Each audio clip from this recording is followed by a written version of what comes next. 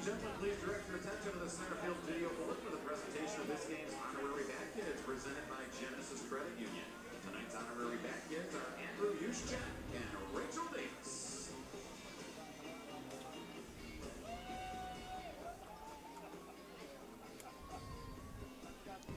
And ladies and gentlemen, please direct your attention to the third base side of the field where we have our members of law enforcement on the field. Ladies and gentlemen, please give these brave men and women a huge round of applause.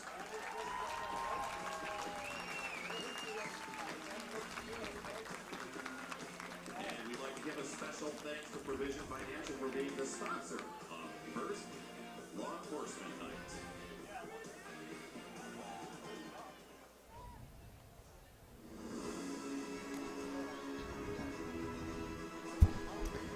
And good evening, ladies and gentlemen, and welcome to this Thursday edition of baseball here on the USPBL YouTube channel. Tonight, the Birmingham Bloomfield Beavers will take on the Eastside Diamond Hoppers in this cross-conference showdown.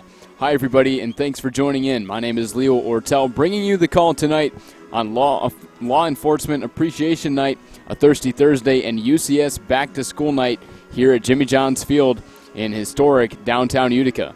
Last night, the Westside Woolly Mammoths continued their hot streak against the Birmingham Bloomfield Beavers with a 7-2 win. With 3 Mammoths home runs in the game, 1 from Ethan Whisker, 1 from Drew Kitson, and 1 from Will Johnson, Westside has now hit 13 home runs in their last 4 games and currently sit at the top of the USPBL standings with a 25-20 record. The Beavers enter the ballgame tonight at 3rd place in the league with a 21-19 record. Looking to get back on track before the championship, which is just 17 days away, Garrett Crispin will make his league-leading 16th start of the season. Crispin last threw on August 17th against Westside and struggled in the start, going 5 innings, giving up 5 runs on 7 hits, and striking out 3 batters. Although Crispin owns a 5.29 ERA this season, we have seen him at times this year have some very excellent starts with the ability to work deep into ball games many times. Because the Beavers have a total of 4 games this week, manager Chris Newell will look for him to go the distance because they will be short-staffed after using several relief pitchers last night. The Hoppers on the other end entered the ballgame with a 15-26 record, the only team below 500 in the standings of the 4 teams, and are looking for a late-season push. Manager Paul Nochi will send Zane Collins to the mound as he will make his 3rd start this season. The left-hander last pitched on August 14th against the Mammoths, going 5 innings of no-run and no-hit baseball while walking 3 and striking out 6 in his excellent start in which he picked up his first career USPBL win.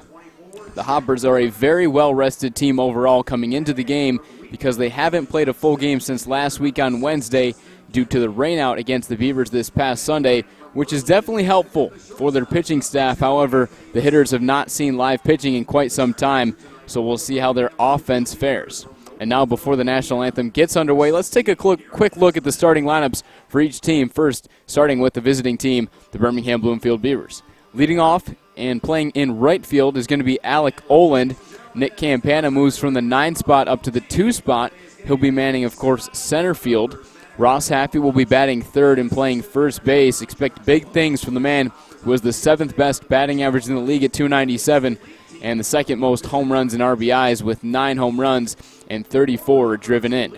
Adam Gauthier will be in the 4th spot this evening playing catcher. He's 3rd in the league in average at 317, also 3rd in on-base percentage at 442, another great run producer in the cleanup spot. TJ Ward will be in the 5 spot, backing up Gauthier. He'll be playing 3rd base after playing 2nd base for the past week or so. Justin Wiley is back in the lineup tonight, facing off against Zane Collins. Chris Newell has thrown a few more right-handers back in the mix. Wiley will be playing 2nd base. Jack Karanik moves down a few spots as he'll be playing left field and batting 7th. Batting 8th, Justin Kelly makes his first start in several weeks. He'll be the designated hitter tonight, and rounding out the bottom of the Beavers order is Anthony Maselli, the left-handed hitting shortstop. And now for the home team, the Eastside Diamond Hoppers, Pat Adams will be leading off and playing in left field. He's been consistent all season, hitting .329 with 3 home runs and 17 runs batted in. He's first in the league in both average and on-base percentage. Freddie Geely's back up into the 2nd spot. He'll be playing shortstop, followed by Luke Johnson batting third in right field. He's got 8 home runs, which is tied for third in the league. Riley Mahalik, who had a big 3-hit game on Wednesday against the Mammoths, will be the designated hitter in the cleanup spot. Batting fifth will be Zachary Gray playing first base. Cole Perry, who made his USPBL debut on Wednesday of last week, will play in his second game tonight at third base in the sixth spot. Batting seventh is Bradley Hamilton. He'll be the backstop for Zane Collins. Sean Guida will be in center field batting eighth, and batting ninth is Brant Broussard, the second baseman. Once again, it will be Zane Collins matching up on the mound against Garrett Crispin tonight. So we should be in for a good matchup with two teams who have been struggling lately, looking for a late season push with the championship just 17 days away. And with the national anthem about to get underway, we'll be right back on the USPBL YouTube channel with baseball coming up at Jimmy John's Field.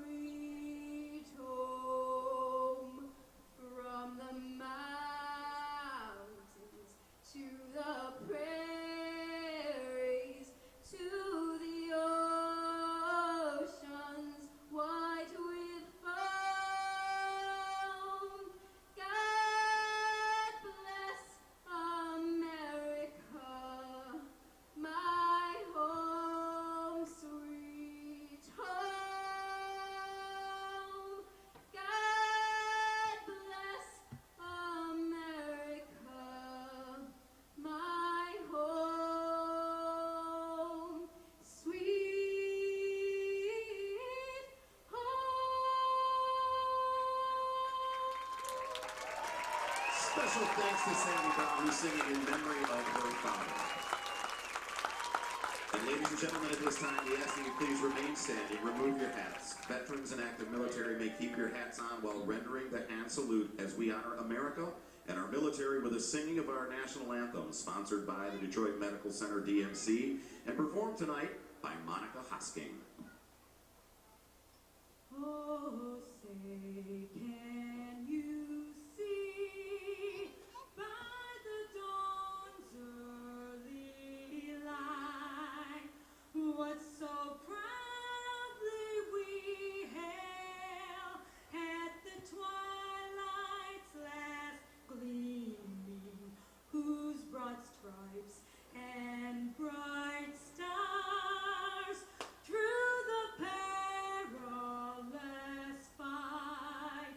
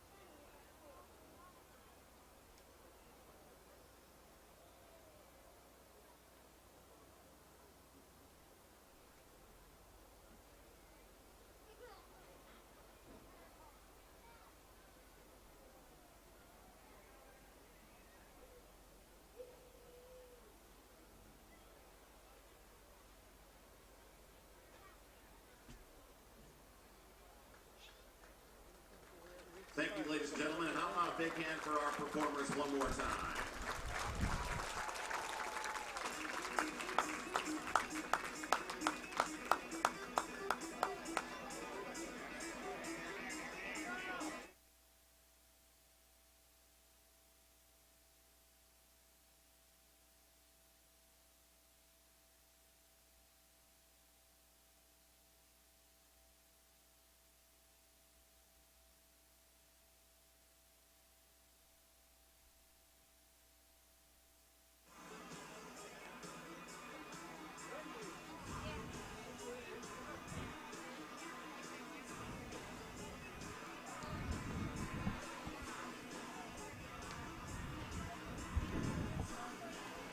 A little something special on this Law Enforcement Appreciation Night at Jimmy John's Field. Not only the national anthem, but also a rendition of God Bless America. Both great performances as baseball is about to get underway here in downtown Utica with the Birmingham Bloomfield Beavers, the third-place team at 21-19, taking on the fourth-place team, the Eastside Diamond Hoppers, at 15-26. The bottom two teams in the league, but still, due to the USPBL's unique format for the postseason, both of these teams still have a chance to win a championship. For the Birmingham Bloomfield Beavers, they are looking for championship number 3, and it would be a three-peat, the first independent ball team to do so if they can accomplish that feat.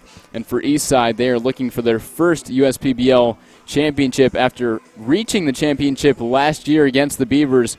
We're in for a rematch this evening with these two teams actually playing against each other on Sunday. The game did get rained out, not even completing the first inning, so we should be in for a good matchup with Garrett Chrisman of the Birmingham Bloomfield Beavers matching up on the mound against Zane Collins, the left-hander, who will be making his third start of the season. Collins is out of Wright State University. He stands at 6'2", weighing 220 pounds. Over 4 years there, he posted a 3.78 ERA over 271 and one-third innings, while striking out 216 batters and walking 144. But so far this season, a 1-1 record, a 3.38 ERA. Collins has made 2 starts, going 10 2/3, giving up the 4 hits with 4 earned runs, while walking 7 and striking out 12. He starts off the leadoff man, Alec Oland, with a ball missing inside. Official game time start at 7:09 p.m. Here comes the second pitch. Collins does like to work pretty quickly, but that pitch misses again inside. Our home plate umpire this evening is Gary Wagenschutz. Our infield umpire, who's currently down the first base line, is Sal Giacomontoyo. And Gary Wagenschutz, our home plate umpire, says that missed again. So 3 straight balls issued by Collins. Oland looking to get on. It would be a good start for the Beavers. And, in fact, he will reach base. 4 straight balls issued to the leadoff man, and Oland will take the free pass down to first base. We're seeing a little bit different of a Beavers lineup than we saw over the past 3 games. Manager Chris Knoll, who likes to keep his lineup consistent for the most part, is shaking things up, and it's no surprise against the left-handed pitcher Collins, because we do usually see more right-handers in this league. And we're seeing Nick Campana, who was in the 9 spot for pretty much the second half of the season for the most part, all the way up into this 2 spot. He takes strike 1. Campana did hit his 3rd home run of the season last week. He was 1 for 3 in the loss last night against Westside. Here's the 0-1 pitch. It misses below the knees and inside. So struggling early on with his command is Zane Collins. I mentioned the 7 walks over 10 2/3. He did have pretty high walk numbers at Wright State University too, but Collins was very effective in his last start. Deals in the slider right there. Campana swings at it and swings through it. It's now 1-2. Collins features a 2-seam fastball, a curveball, a slider, and changeup. 4 pitches in his arsenal. With Oland on first, here comes the 1-2 pitch. Swung on, tapped, foul into the glove of Bradley Hamilton. And let's take a quick look at the Hoppers' defensive alignment. Pat Adams is in left field. Sean Guida is in center with Luke Johnson manning right. From left to right across the infield, it's Cole Perry at third, Freddie Geely and Brant Broussard, the double play duo up the middle. Zachary Gray is at first base, and once again it's Bradley Hamilton as he catches the 1-2 pitch missing inside, doing the catching duties for Zane Collins this evening. 2-2 count to Campana. He's only hitting .226 this year, but he does hit better against left-handed pitchers. Count even at 2. Here it comes. Inside corner, Wagenschutz says it hits, and Campana not happy with the call. We'll go back to the first base dugout for out number 1. Next up, the first baseman, number 10, Ross Happy.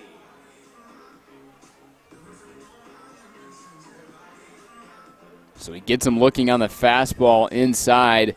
Strikeout number 1, out number 1 in the top of the first. Here comes Ross Haffey. Haffey swings through the first pitch, breaking ball on the outer half, and cannot touch it. Haffey comes into this game with the .297 batting average, the 7th best in the league, but he's now got the second most home runs with 9 and the second most RBIs with 34 after he hit the solo shot, finishing 1 for 4 in the game last night. A tough loss for the Beavers, 7-2 in fact, against Westside. They only collected 6 hits as a team, so looking for a better offensive day tonight. Haffey's down 0-2. Here's the pitch. It's in the dirt. It's a ball. Bradley Hamilton blocks it, and actually, Gary Wagenschutz says that Ross Haffey went around with Alec Oland moving up to second base. That's strikeout number 2, 2 down in the top of the first. Haffey goes chasing at it. A good breaking ball from Collins, but now there is a runner in scoring position for the man with the 3rd most RBIs in the league, Adam Gauthier, with 30 on the season. He's now standing in, looking to do some damage early on. Collins from the stretch, he deals. Breaking stuff is looking good so far. There's that curveball at 72, drops it right in just at the knees. Gauthier extended his on-base streak to 30 straight games last night, going 2 for 3 with a walk and a run scored. He swings again here. Quickly, he's down 0-2. But Gauthier also with some of the top marks in the league, the 3rd best batting average and on-base percentage. He's hitting .317 with a .442 on-base percentage. Does draw quite a few walks. He looks at the 0-2 at 80 missing outside. Takes on the changeup. Gauthier actually has the 3rd most walks in the league, too, with 32. He's put himself in some MVP contention. A very good backstop behind the plate as well. He calls a really good game for the Beavers pitching staff. 1-2 count. Oland on second. Collins looking to escape the early jam here in the first. That pitch misses inside at 87. Can't get him to chase at that. That was the 2-seam fastball. Collins is definitely not the hardest thrower, but he mixes up his pitch types pretty well. Goes with the 3 different off-speed pitches, mixes speeds, mixes locations, rather than relying on velocity. Gauthier just gets a piece of that pitch. Bradley Hamilton, it looked like it deflected in and out of his glove behind the plate, could not squeeze onto it. Looking to unconventionally strike out the side after walking Oland, but can't do it there. He'll have another shot at it with the 2-2 count.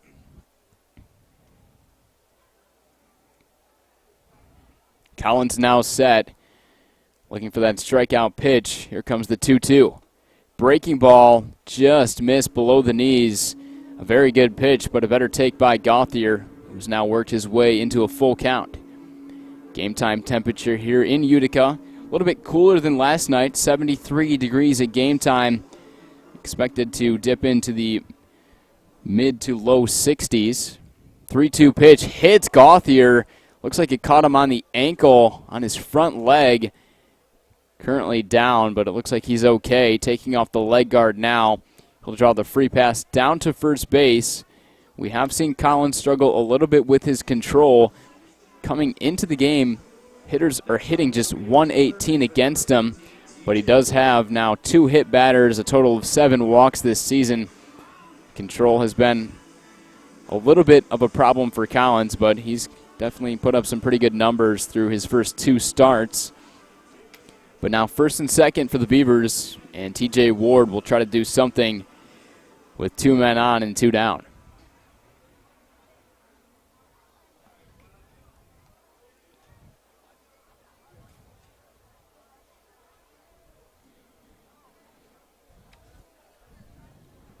now standing in. He drives one up the middle. Guida's going to have a tough play. He chases back, but he makes the catch. Nice running play in center field. Retires the side. The Beavers get 2 men on with a walk and a hit by pitch, but they leave the 2 men on base. Cannot do anything. We'll see what the Hoppers can do in their home half of the first. It'll be Pat Adams, Freddie Geely, and Luke Johnson leading off to try to get something done early on. But we'll be right back with more baseball coming up at Jimmy John's Field.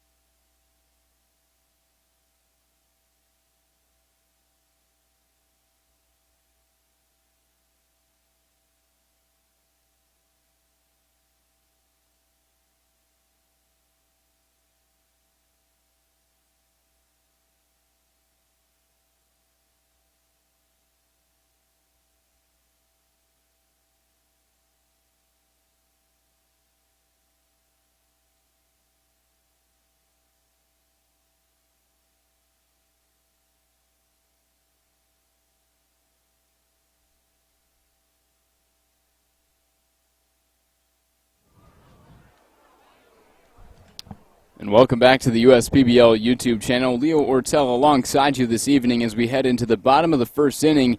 Pat Adams leading off for Eastside against Birmingham Bloomfield's pitcher Garrett Chrisman, making his league-leading 16th start this year. Chrisman has racked up the most innings pitched of any pitcher. He's gone 81 2/3 this year with 50 runs given up on 96 hits. He's walked 16 and struck out 61 as Adams dribbles one right back to the mound, and Grant Chrisman cannot make the play in time. That'll go down as an infield single in the books. A tough play for Chrisman. It was just off to his left side, but Chrisman has posted a 6-3 win-and-loss record, a 5.29 ERA, coming off a pretty tough start against the Mammoths last week on the 17th. He went 5 innings, giving up the 7 hits, 5 earned runs, not walking any. He did strike out 3 in that appearance, but we have seen Chrisman work deep into ball games this season, as now Freddie Geely is standing in. After the leadoff infield single, Geely takes strike 1.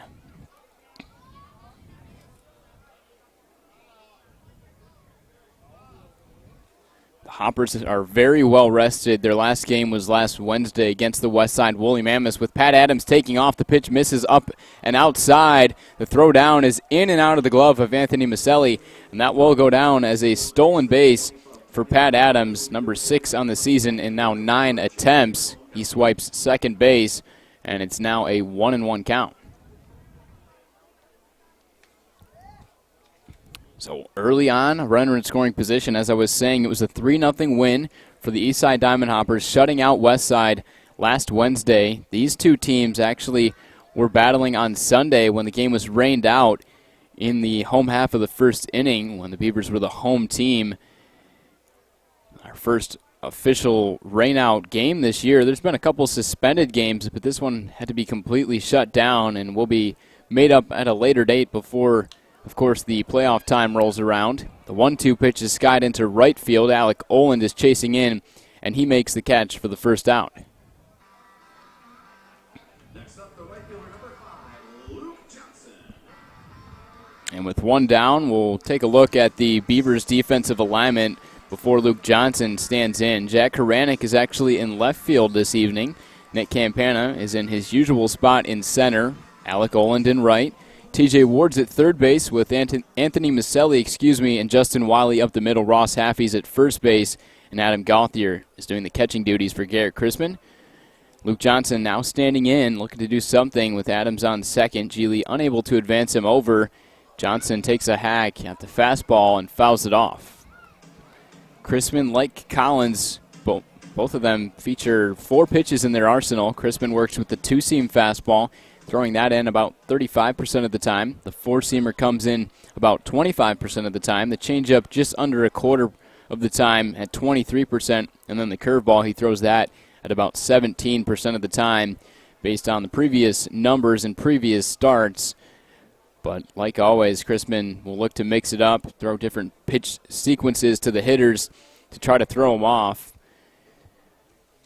Count even at 1 with 1 down, and Adams on second. Crispin from the stretch, swing and a miss. Good curveball, and Johnson could not get a piece of it.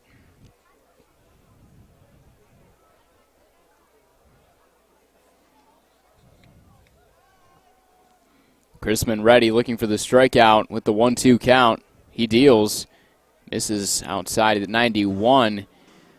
He'll top out with his fastball at around 92 or 93, but sits around 89 to 91 with both the 2-seam fastball and 4-seamer. So we'll have to try it again with the count even up at 2. Looking at Adams now coming home with it. Johnson drives one deep out to left center field, and under it is Campana running it down for the second out. Good contact right off the barrel for Johnson, just not where he wanted it to go. Campana had him played perfectly and deep, which is expected with the power hitter up. And here comes another power hitter, Riley Mahalik, the designated hitter in this 4 spot. Doesn't have any home runs so far this season, but based on his college numbers, we know he's got some power. Mahalik had 12 home runs at Rider University this past season. Does come in with some pretty good numbers, however. A .271 batting average, a .348 on-base percentage, and a very good game on Wednesday against the Westside Woolly Mammoths. Mahalik finished 3 for 4 with a run scored and 1 run batted in. He drives one out to deep left center field. Nick Campana is chasing back, and just shy of the warning track, he runs it down for out number 3. The Hoppers get the leadoff single and strand Pat Adams on second base with no outs, with Crispin retiring the last 3 in a row. We'll head into the second inning with Justin Wiley, Jack Karanik, Justin Kelly coming up for the Beavers when we come back on the USPBL YouTube channel.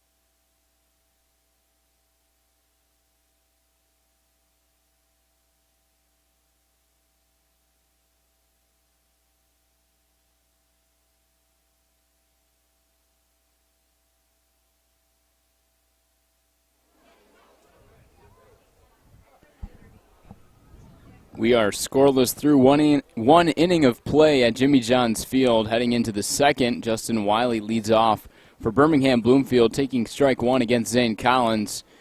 An interesting first inning for Collins. He tallied the 2 strikeouts, but also a walk and hit by pitch. Able to escape out of the jam, stranding 2. Wiley takes ball 1. But Collins continues to work with a very quick pace out on the mound. Comes home with a fastball, and the 2-seamer up and in on Wiley. Backs him off the plate. This is the first time we've seen Wiley make a start since last week, when Ordonez replaced him late in a game and hit a home run. Ordonez has actually started the last few games at third base, with T.J. Ward moving over to second. But Wiley is back in the starting lineup against the lefty Collins tonight. After getting the off night against the Mammoths, he's definitely well rested. And now a full count. Wiley, who's only batting .218, has a very high on-base percentage at .378 because of his ability to draw walks. He's drawn many of them this season, and he's going to draw one right here. And on the season now, that is a total of 21 walks for Wiley, and this is just his 23rd game played, so almost 1 walk per game. Beavers get their leadoff man on via the walk for the second inning in a row.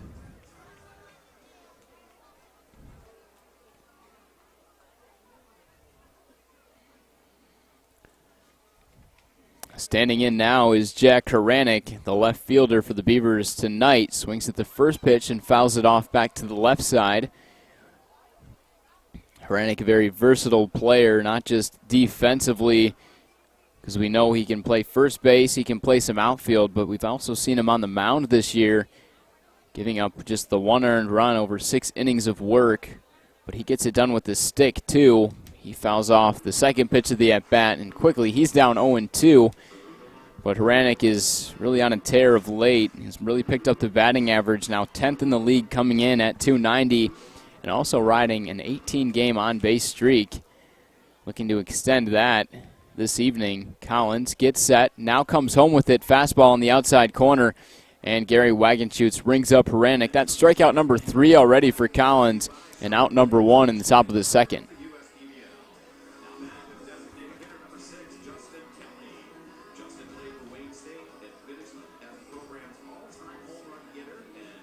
Three strikeouts thus far. 2 of them have been looking on a fastball.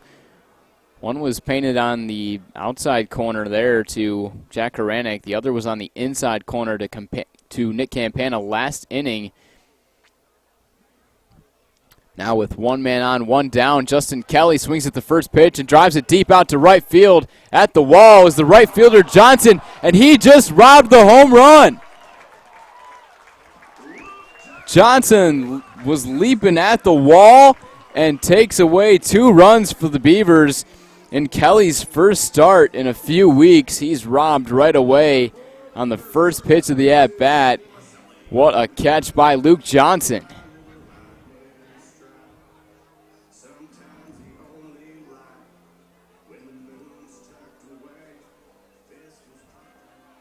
And did he have to get up? It's definitely not a short wall in right, but you could tell, maybe not on your screen, but from up here in the press box, from my perspective, definitely at least robbed him of extra bases, but most likely of a home run. It would have been Kelly's second home run of the season. Now standing in is Maselli, taking ball 1, also taking again. It's now 2-0. But what a web gem catch for Johnson. You'll definitely see that one on the highlight reel next week. That'll be on the top 10 plays for sure. 3 straight balls issued to Maselli. 0 for 4 in the game last night. Maselli, who was batting in the 2 spot, moves down to the 9 spot, and no surprise with the lefty-on-lefty matchup. Inside pitch, and Maselli actually draws the walk on 4 straight.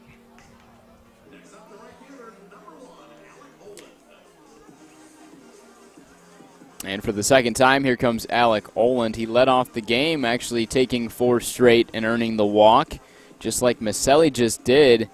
It's now 3 walks in the outing and 1 hit by pitch for Collins, who came in with 7 walks over 10 2/3. But the strikeout numbers pretty high with 12, more than one batter per inning.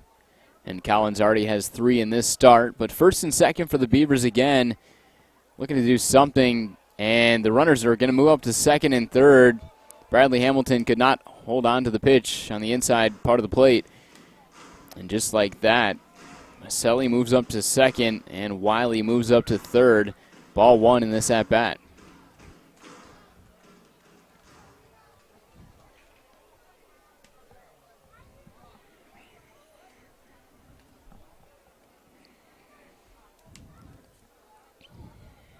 Oland has yet to see a strike tonight after walking on 4 straight pitches back in the first. Takes ball 1. Collins looking to get out of another jam. Good pitch right there. Has Oland way out in front on the changeup on the outer half. It evens the count at 1. Oland on the season only hitting .238, but Newell definitely likes him in this leadoff spot. And a lot, in fact, due to his speed. He is 6 for 8 in stolen base attempts this year. But a very good base runner overall. Good situational hitter. Could maybe see him nodding his head there, taking ball 2, knowing that that was definitely off the plate. And now Oland ahead of Collins. A single would definitely score 2 if hit to the right spot. Outfielder's playing pretty deep. Fouls it off of himself.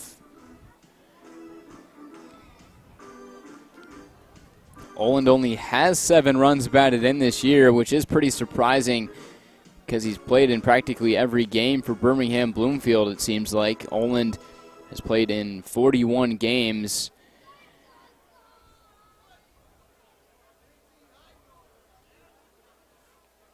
Some of those games, of course, incomplete, I should say. The 2-2 pitch is rolled over, foul down the third base side. You can see Oland kind of with that backhand, knowing that he has to drive through the baseball a little bit more, just practicing the motion. Seems determined in this at-bat. Would like to give his team the early lead. He knows the position that his team's in, needing to gain ground on both Westside and Utica. Good block by Bradley Hamilton, keeps the runners at bay. But just like that, we've got another full count.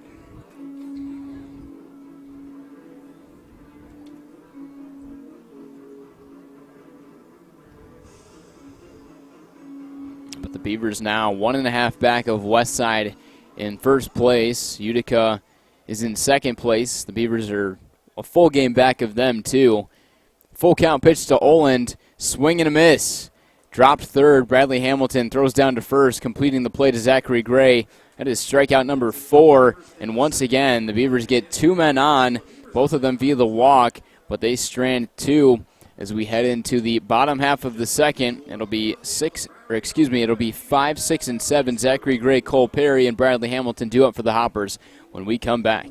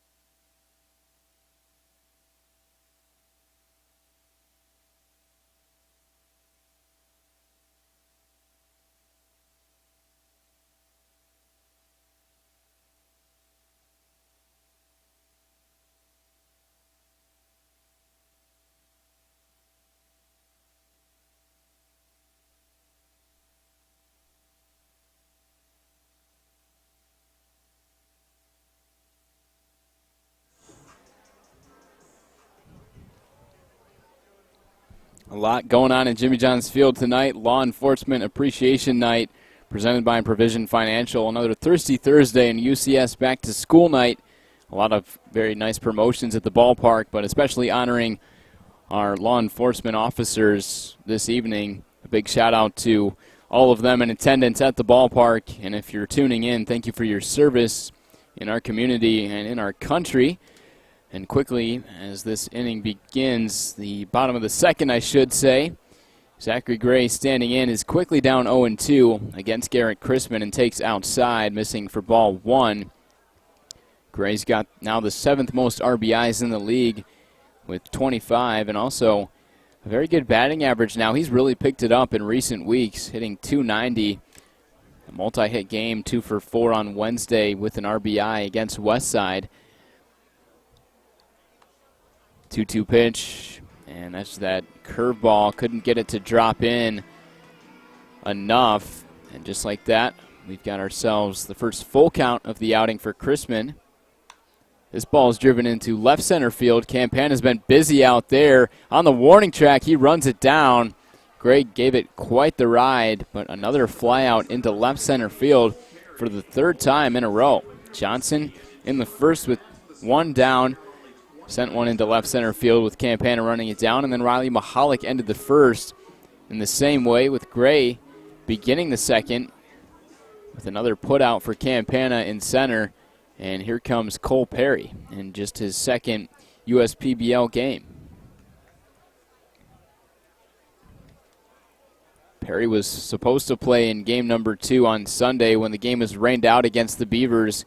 But in his first game on Wednesday against Westside, he did tally his first USPBL hit, going 1 for 4 with the run scored. He fouls one off back into the protective netting behind home plate. As you can tell, we've got very good protective netting based on your view behind the plate at home. It's very difficult to even tell there's netting. Some of the best netting you can get out there.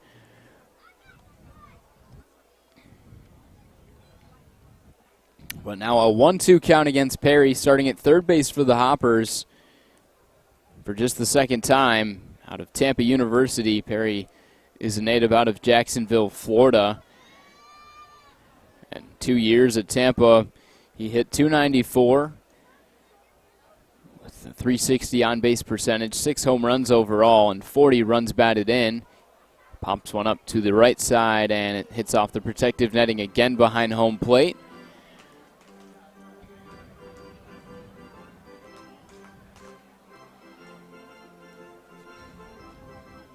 Hoppers got their leadoff man, Pat Adams, on in the first. He stole second, but then Geely Johnson, Mahalik, not able to drive him in. Looking to get their second guy on in this inning after Gray was retired via the flyout. And for the second time in a row, we're going to see a 3-2 count. Perry takes again, putting together a very good at-bat. Crispin ready, he deals, swung on and just got a piece of it.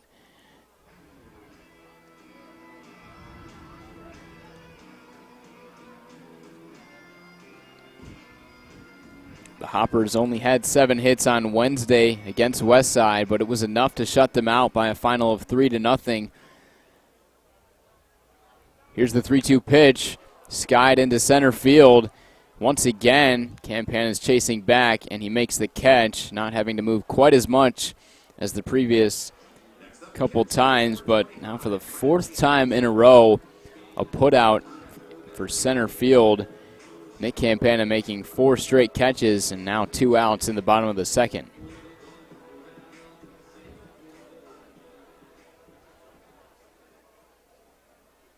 So looking to start a 2-out rally and extend the inning is Bradley Hamilton, the catcher out of Kent State University. Broken bat, popped into shallow center field. Anthony Maselli ranges back and makes the catch. Hamilton goes down, first pitch swinging, and the Hoppers go down 1-2-3. A good inning for Garrett Crispin as we head into the third, a 0-0 ball game here on the USPBL YouTube channel.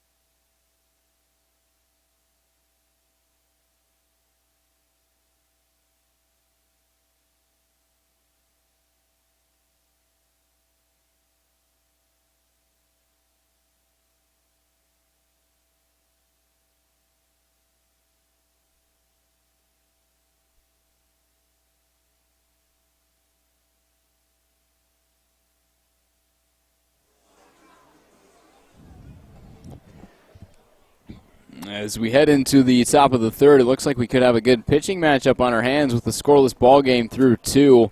Zane Collins throws strike 1 to Campana as he swings through the pitch. Campana went down looking on a fastball on the inside part of the plate his first time around. He looks at a pitch here to even the count at 1. Campana was 1 for 3 last night against Westside, hitting in the 9 spot. The 1-1. Breaking ball drops in on the outer half. That good curveball. Collins uses that as kind of his go-to off-speed pitch, at least based on the previous numbers. And right back at it. Here comes the 1-2. Breaking ball again. Misses a little bit high. But the Beavers so far don't have any hits. They've got the 3 walks and a hit by pitch. But Collins also has the 4 strikeouts, and the Beavers have stranded 4 runners, 2 in each inning. Not able to get it done. The 2-2 pitch right on the inside corner. Pretty much the same pitch that Campana looked at for strike 3 his last time around. This time it results in ball 3, and yet another 3-2 count for Collins. We'll see how he fares this time. Curveball, Campana goes chasing at it, and he goes down on strikes for the second time. And that's now 5 strikeouts in the outing for Zane Collins.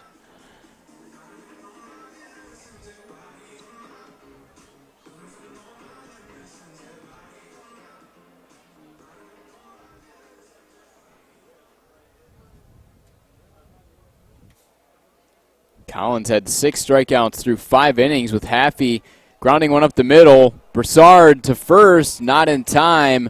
A very good effort by Broussard on the backhand. It looked like the ball deflected off of Zane Collins' glove up the middle. Broussard gave a good effort but could not make the play in the end, and that will go down as the first hit for Birmingham Bloomfield. But back to what I was just talking about, Collins threw 5 innings in his last start with 6 strikeouts. He's already got the 5 strikeouts through just 2 1/3 innings.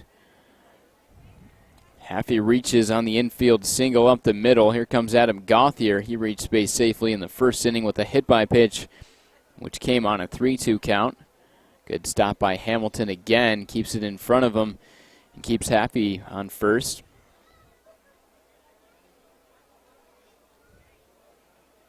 Gauthier now riding a 31-game on-base streak. That's got to be one of the best we've seen so far this season. Pat Adams had quite the streak going earlier in the season. That streak did end up wrapping up.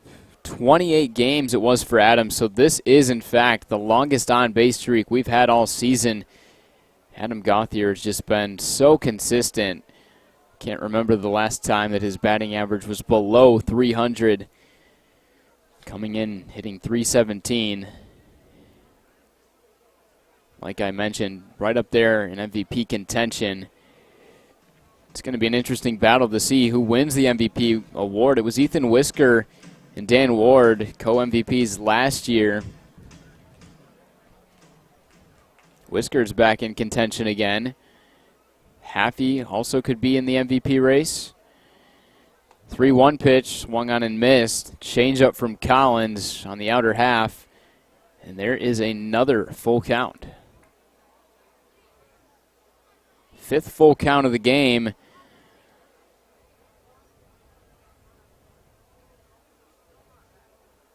The 13th batter that Collins has faced. The 3-2 pitch misses inside. Could not get him chasing on the curveball. The appeal down to Sal Giacomontoyo, our infield umpire, confirms that he did not swing. That is now walk number 4 for Zane Collins and puts runners on first and second again for the Beavers.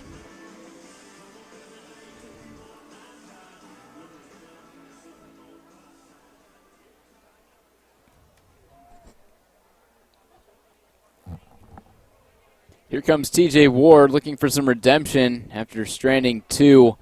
He was the final out in the first inning, flying out into center field on the first pitch that he saw in the at-bat. This time looks at the first pitch, and it looks like it hit him on the foot. Second hit by pitch with a Beaver in the batter's box. And Collins continues to struggle with his control. This is a very interesting outing so far for the left-hander Collins. That is the second hit by pitch. He's got the 5 strikeouts, now 4 walks, just the 1 hit given up. But now the bases are loaded for the Beavers. This is their chance to strike, the best opportunity that they've had. 4 left on base through 2 innings. Looking to keep that number low. Only 1 down. We'll see if Justin Wiley can deliver. Wiley takes strike 1. 2-seamer right down the middle. Wiley, who I spoke with a few weeks ago, does like to be aggressive, looks for the fastball in similar type situations, kind of early in the count, but perhaps taking just because Collins has struggled with his control. 0-1 fastball misses, up and away. Wiley walked on a 3-2 count to lead off the second. Did not play last night, back in the starting lineup, batting 6th and playing second base. Calls time to reset himself.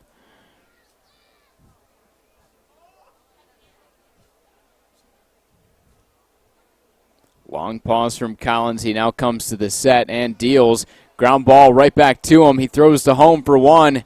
Hamilton does not throw to first. They had just the 1 play. That will be out number 2. Really nice play by Collins. Bases will still be loaded with Jack Haranek looking to do something.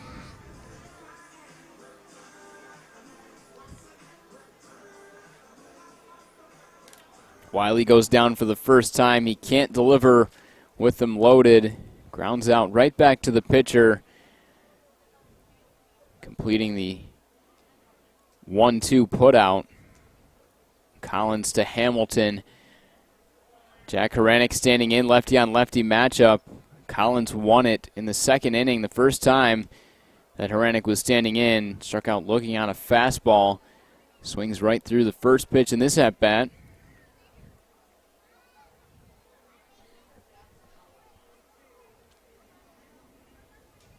Here's the 0-1, swung on and missed again. There's the curveball. Gauthier is standing on third. TJ Ward is on second. Wiley is on first. Beavers got them loaded. Collins looking to strand another few base runners. Here comes the 0-2 pitch. Fastball, 2-seamer. Good take by Haranek. He took on the fastball in almost the same location to strike out in the second, but that pitch missed a little bit more off of the plate. Ready again. Here's the 1-2. Skips in. Gauthier would have had a good jump at third, but Hamilton, with a good stop, keeps it in front of him once again.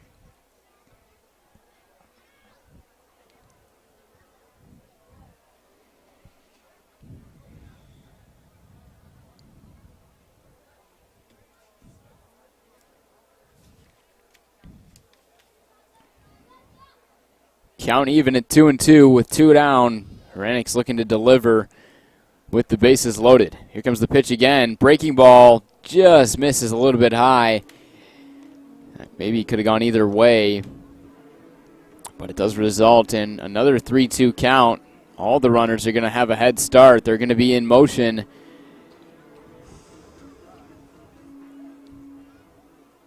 Full count.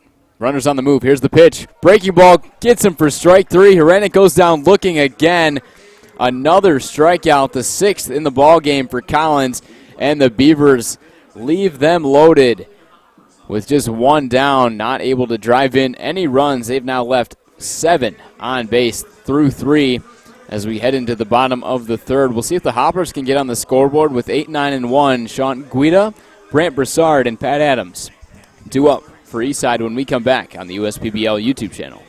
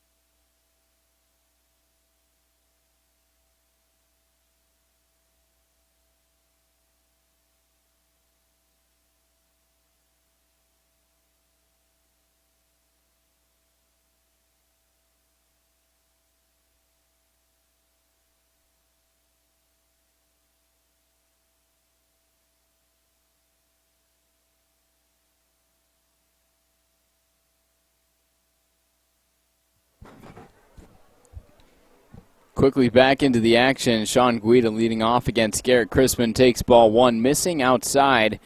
We are scoreless through 2.5 innings of play with Guida grounding one to the right side. Wiley dives, and it's out of his reach. Guida will get his first hit of the game and his first time up. He was hitting just 176 through his first 4 games, but he leads off the 3rd inning with a base hit. Second baseman for the Tigers. He's a member of the SEC first-year academic honor. But 2 scoreless innings for Crispin. He's faced just 1 batter over the minimum through those 2. With the leadoff single, we go to the bottom of the lineup, Brant Broussard. Before a pitch is thrown to him, Crispin checks on Guida. But he is back in safely. Bunt dropped down by Broussard, a good one down the third base line. It just rolls foul. Not a bad try. Paul Nochi trying to get Guida into scoring position, but Broussard unsuccessfully can't drop it down. Broussard actually began this season with the Westside Woolly Mammoths, and when Kevin Watley moved on to the Frontier League, the everyday shortstop for the Hoppers, who was the 2018 USPBL Defensive Player of the Year, the Hoppers needed a new shortstop, and Broussard started off this season with Eastside as a shortstop, but now Freddie Geely has moved over to that spot with Broussard playing second base. Former LSU Tiger, Broussard actually started at Delgado Community College for 2 years, then went to LSU for 2 years, hit .255 in 2019. 1-1 count, drives one into left over the head of Maselli into left field for a base hit. Good start to the inning for Eastside. Back-to-back singles from their 8 and 9 hitters. As we go back to the top of the lineup, Pat Adams, who has the only other hit in this ball game for Eastside, he singled in the first, an infield single on a play that Crispin almost made, but Adams ended up stealing second base, unable to score with no outs, but now a chance for him to drive in a few. See what he does. First pitch to him. He takes inside at 80. That changeup from Crispin.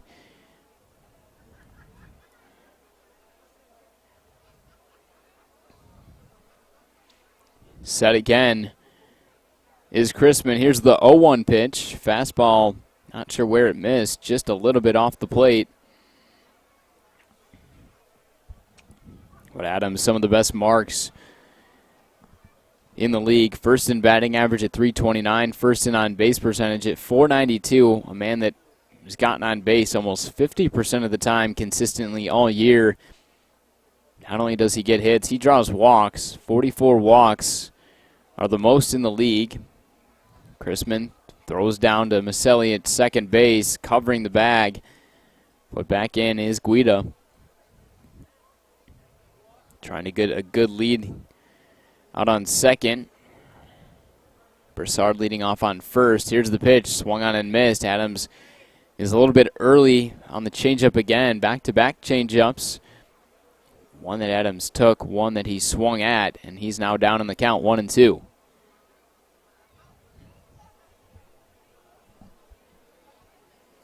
One-two pitch, swung on and missed again. Adams goes chasing at it. He says that he got a piece of it, and actually, Gary Wagenschutz is going to say that it was a foul ball.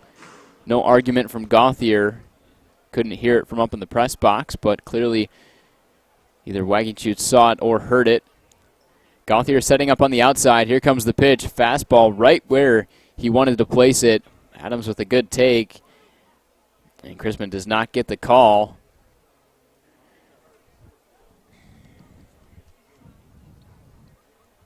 Adams walked twice in the game on Wednesday against Westside. Finished 0 for 2, but did what he needed to do back in this leadoff spot. We've seen Adams kind of shuffle around in the lineup, but leadoff spot seems to be where he's most comfortable and where he produces the best in because he's able to get on base so much.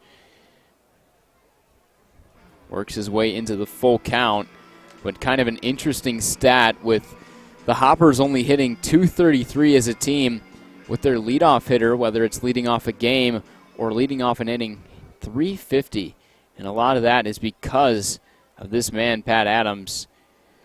Here's the 3-2 pitch. Skied into left field. Jack Haranek is chasing into foul territory, and it's off of his glove. He can't make the catch. You definitely did not see it on your screen, but it was just in front of the Hoppers bullpen. Haranek, who we don't see in left field or the outfield a whole lot. Usual position, he's either first base or the designated hitter spot. In and out of his glove, tried to make a basket catch on the run. Kind of a redemption now for Pat Adams. Full count again. Chrisman comes home with it, swung on and missed. He goes chasing after the fastball. That is the first strikeout for Chrisman, and out number 1.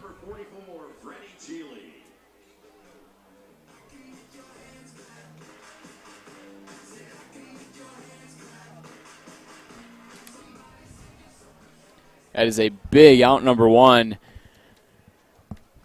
for Garrett Chrisman and the Beavers, getting their leadoff man for Eastside to strike out. Geely now standing in, takes ball 1, missing below the knees. Freddie in his first at-bat to right field, hitting .270 this season. Doesn't have any home runs, but a .340 on-base percentage. Very good speed, a very good defender. Sends one down the left line, but that ball is foul as well.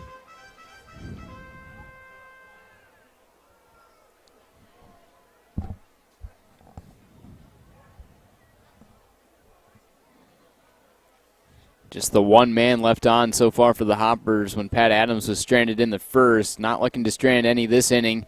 First and second, Geely fouls off the changeup, getting it just off the end of the bat.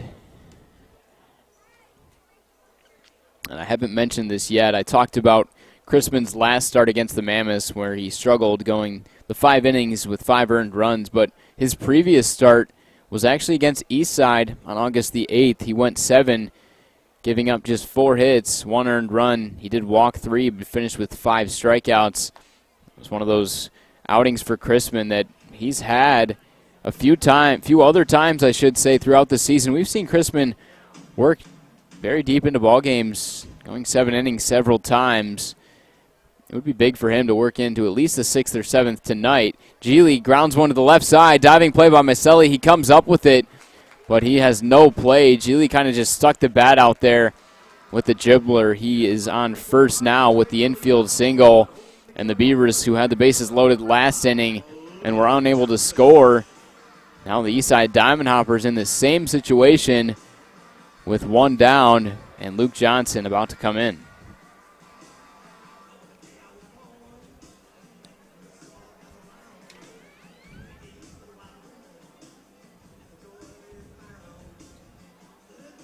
Three hits in the inning now for the Hoppers. They've got them all loaded up with 1 down. Same situation for the Beavers in the top half. 1 down, 3 men on. They couldn't score. Eastside looking for a different result. Luke Johnson ready to go. Here's the first pitch. It misses below the knees. Johnson flied out into left center field with Campana making a nice running catch. His first time. Second time through the order, proving to be a little bit more difficult so far for Chrisman. Fastball misses below the knees. It's now 2-0.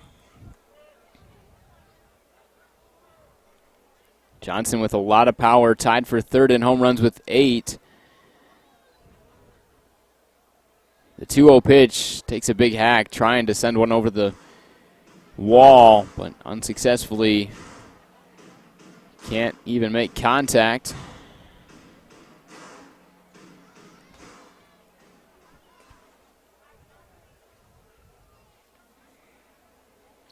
Guida on third, Brant Broussard's on second, and Freddie Geely's on first. Here's the 2-1 pitch. Swung on and missed again. Goes chasing at the curveball. After 2 straight balls, 2 straight strikes thrown by Chrisman, buckling down in what he knows is a very good chance for the Hoppers to score. The 2-2 pitch. Swung on and missed. Chrisman gets his second strikeout of the inning. and that is a big second out. Next up, the designated hitter number 3, Riley Mahalik.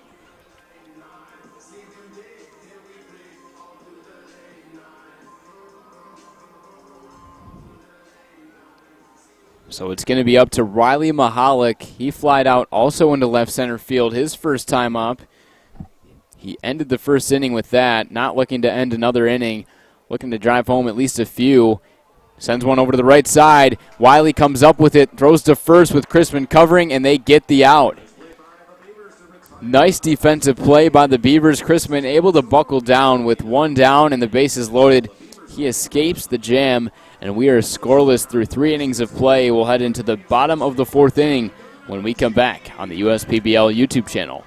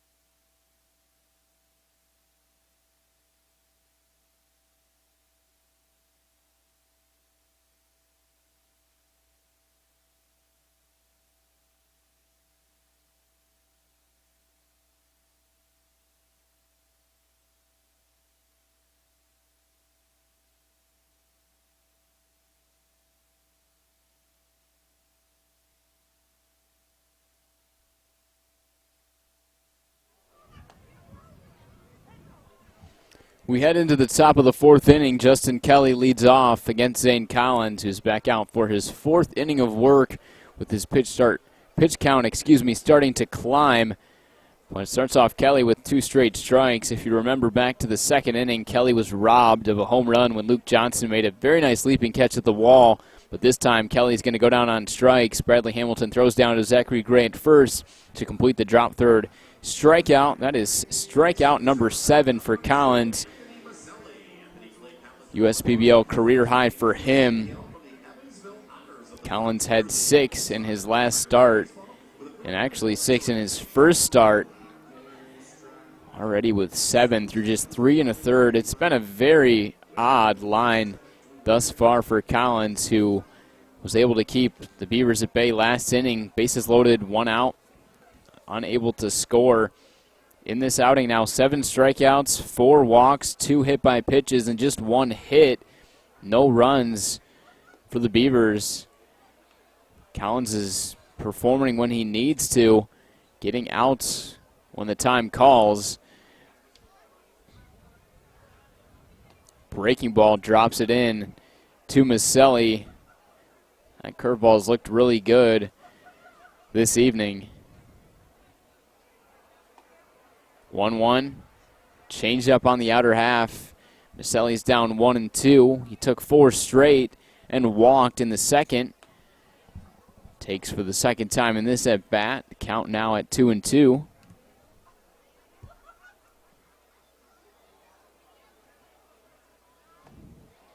The 2-2 pitch just misses inside. Hamilton could not get the frame call from Gary Wagenschutz. And there's another full count for Collins. No surprise. There's been quite a few in the game. And Maselli will draw his second walk, taking Collins now walks his 5th batter of the outing.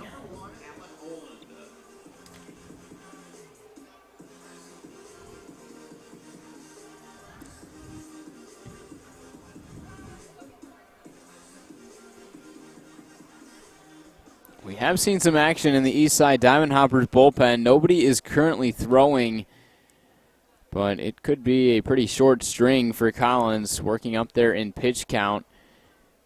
I'm sure Nochi would at least like him to go 5. Collins checks on Maselli, knowing that he's got a lot of speed.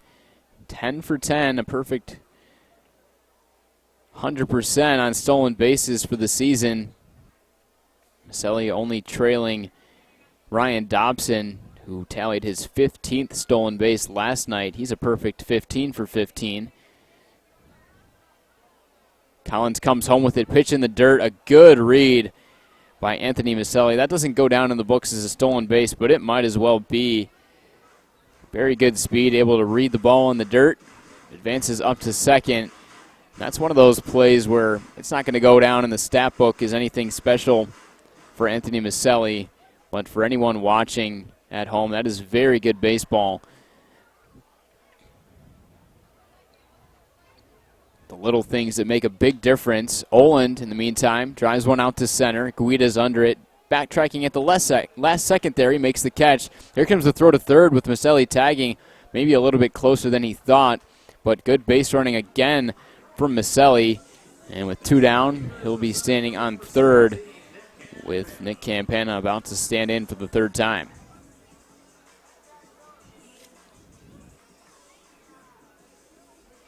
Tough game for Campana so far. 0 for 2. Struck out looking on the fastball in the first and went down swinging on the curveball in the 3rd on the 3-2 count. One of now 7 strikeouts for Zane Collins. Lines one foul down the third base side. He'll look to straighten it out. The Beavers just have not been able to come up clutch in this game. 7 left on base through the first 3 innings. Stranding the bases loaded in the 3rd. A 1 pitch. Misses upstairs. And of those 7, of course,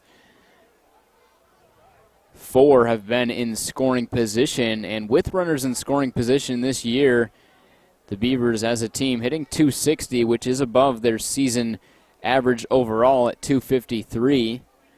But looking at the individual number for Nick Campana, just .222 with runners in scoring position.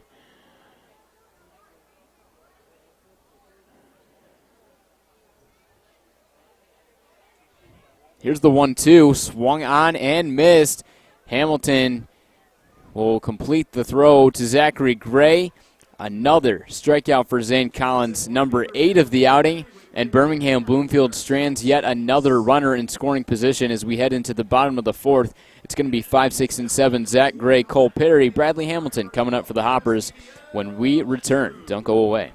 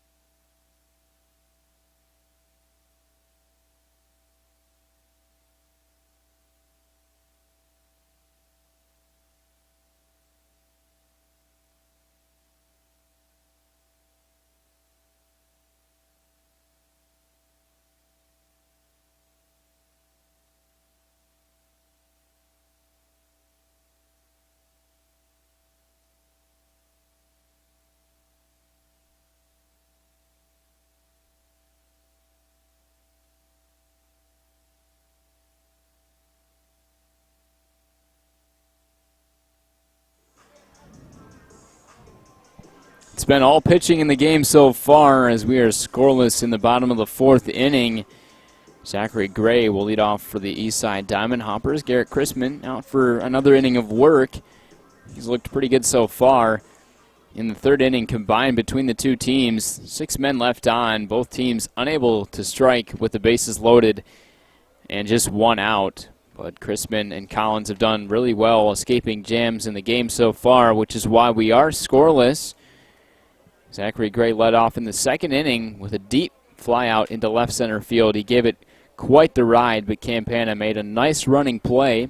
Quickly, Zachary Gray ahead in the count, 2-0, and now 3-0. Chrisman likes to work with that quick pace, something that we talk about quite a bit. It's paying off for him in the game so far, but not in this at-bat. 3-0, right over the heart of the plate at 88. Finds the strike zone again. 3-1 pitch, sent into center field. Campana leaps at the last second, running it down, and Gray, robbed of extra bases, goes down for out number 1. There goes JJ. He's such a good boy. Next up, the third baseman, number 23, Cole Perry.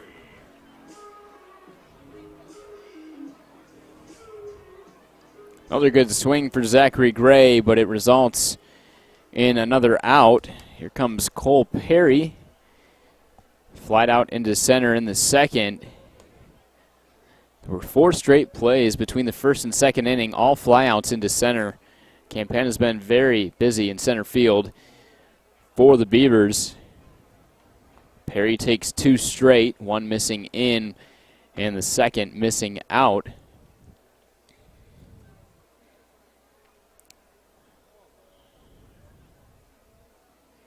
2-0 pitch, misses below the knees. Perry knew it right away. And now 3 straight balls issued by Chrisman. Perry was 1 for 4 with a run scored in his debut against the Mammoths. 3-1 count. Seeing the exact same plate appearance as it was for Gray. 3 straight balls followed by a strike. 3-1 count for Perry. And that pitch hits the outside corner. Perry just checking with wagon shoes to see exactly where that pitch was, but it looks like it just hit the outside corner. Perry flied out on a 3-2 count in the 2nd. Another 3-2 count here in the 4th. Grounds 1 foul down the third base side.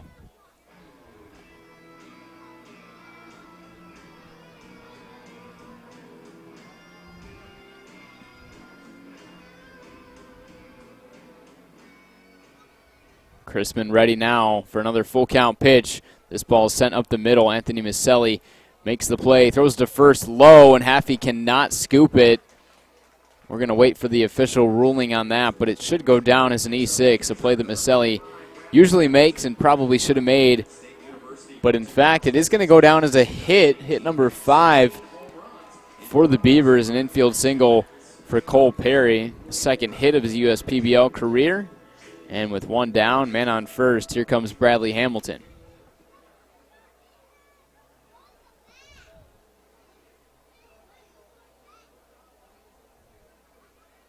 Hamilton takes strike 1.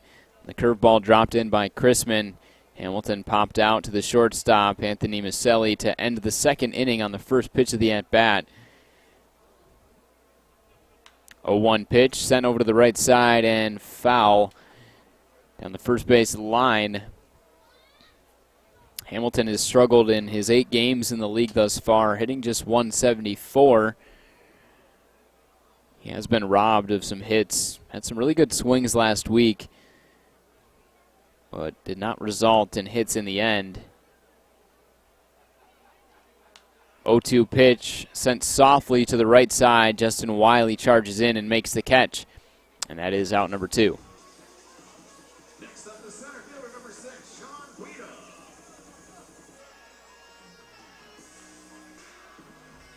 With 2 down, here comes Sean Guida. He led off the 3rd with the single. Back-to-back innings with at-bats. Guida was stranded on 3rd. Last inning, bases loaded. Hoppers couldn't get it done. Both offenses have gone a little bit cold. this evening, but especially with runners on base. Quickly 0-1 to Guida. Crispin ready, comes home with it, misses outside.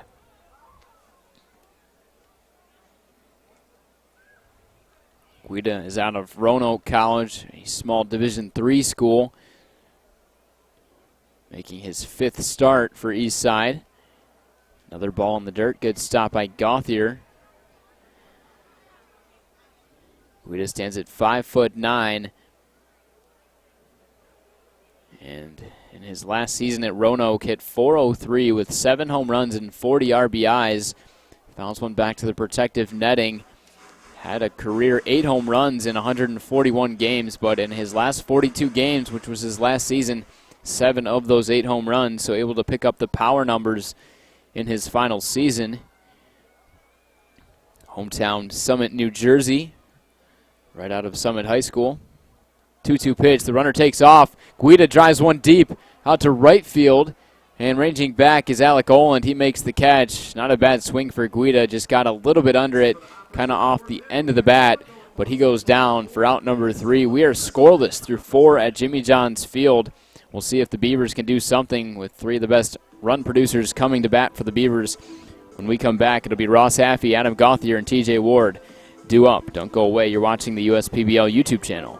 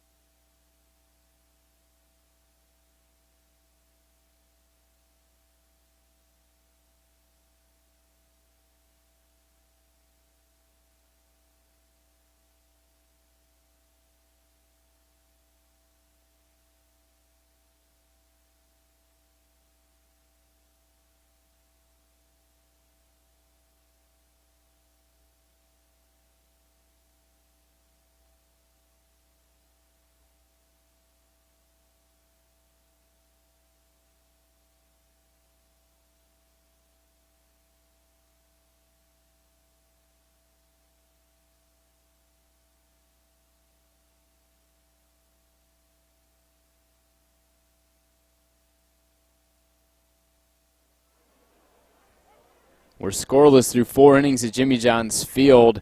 Zane Collins is out for inning number 5 with his pitch count climbing. He deals strike 1 to Ross Haffey, and then ball 1, a breaking ball missing below the knees. Haffey in the game so far is 1 for 2. He had an infield single in the 3rd, but did strike out swinging on a curveball in the 1st. 1-1 pitch, swung on and missed. Very interesting line so far. 4 innings pitched for Zane Collins. Just the 1 hit. Now 8 strikeouts. A total of 5 walks and 2 hit by pitches. But the real kicker, 7 left on base for the Beavers. 2 in the 1st, 2 in the 2nd, and 3 in the 3rd. And actually after the 4th, that's after leaving 7 on through the first 3 innings. They left 1 on last inning, so that's now 8 left on for Birmingham Bloomfield. Not able to come up in the clutch when they've needed to. But Haffey looking to start off strong in the inning for the Beavers. Here's the 2-2 again. Swung on and missed. He goes chasing. And that is strikeout number 9 for Zane Collins in just his third USPBL start. 6 strikeouts in his first start, 6 in his second, and already 9. And we're not even through 5. Gauthier now standing in, takes ball 1. Gauthier has reached base safely twice. Hit by pitch in the first, a walk in the third. Both of them coming on 3-2 counts. 2 straight balls issued to him.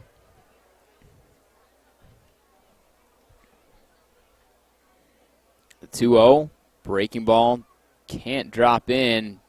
Breaks a little too much below the knees. Collins will ask for a new baseball and be granted one by Gary Wagenschutz.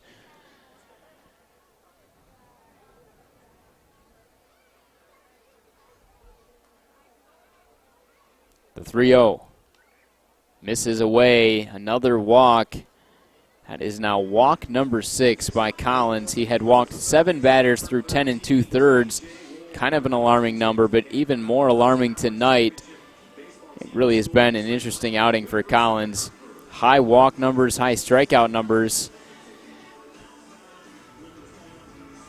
The Beavers have still not been able to do anything against him. He's been wild but effective.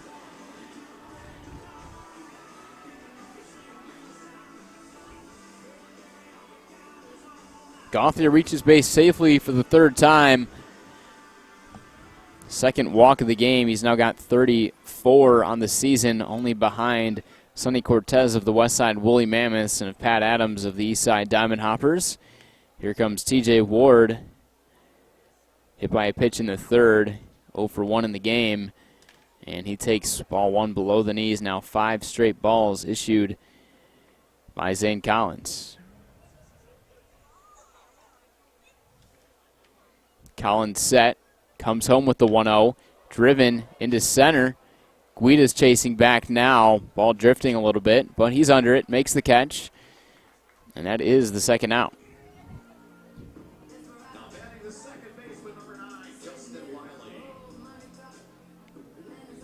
Second time that Ward is flied out into center.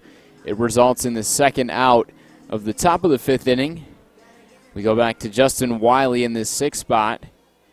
0 for 1 in the game. Wiley drew a full count walk to begin the second.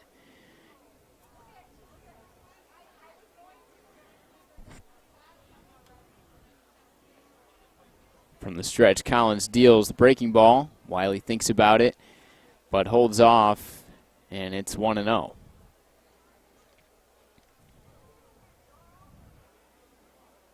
Only a .218 batting average for Wiley, but does have 2 home runs and a .378 on-base percentage. I mentioned the high walk numbers for Wiley. Continues to show off that he can be disciplined at the plate. After drawing that walk his last time up, or actually his first time up, I should say, in the second this season, that is walk number 21 for Wiley in his 23rd game now, all of them being starts. But takes 3 straight balls here. Collins can't seem to find the strike zone. 3-0. Taking all the way is Wiley, and he will get his second walk of the game, walk number 22 of the season. And the Beavers will have first and second. That's the second walk of the inning. And walk number 7.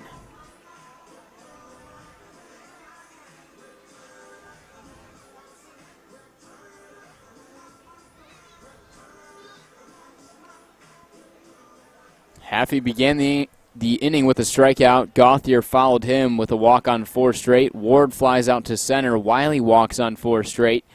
And here we go to Jack Haranek in the 7th spot. 2 strikeouts for him in the game. Swing and a miss. Chasing the breaking ball outside.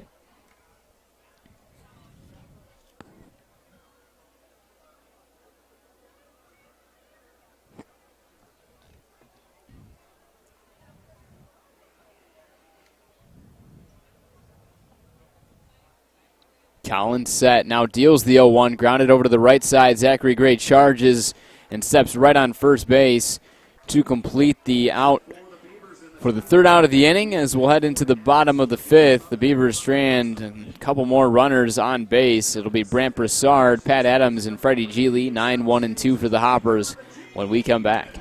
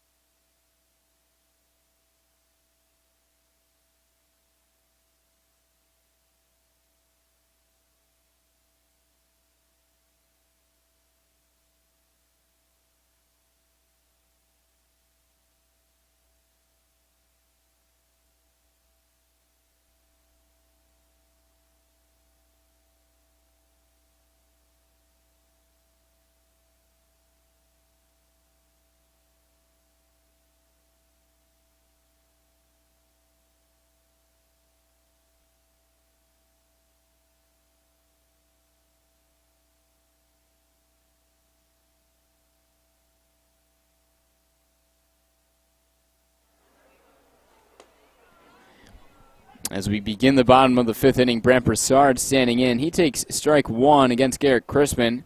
Out for inning number 5. Scoreless ball game so far. Crispin deals inside this time, backing Broussard off the plate. Broussard singled into left in the third inning, 1 for 1 in the game. Swings at the 1-1 and comes up empty. Broussard was hitting just 154 with Eastside in 7 games. Got the off night on Wednesday. Back in the lineup tonight and swing and a miss. He goes down on strikes. That's strikeout number 3 for Crispin and 1 down. Next up, the left fielder number 12, Ashante Wheatley. And it looks like we're going to have a pinch hitter here. Pinch hitting for Pat Adams is going to be Ashante Wheatley. One of 2 players available off the bench for Eastside. Kind of a surprising move. Adams will finish 1 for 2 in the game with a strikeout, a single, and a stolen base. Not really sure why he has exited the ball game. But either way, Ashante Wheatley getting his first at-bat. He takes ball 1. Wheatley's only hitting 186 so far. Does have a home run to his credit.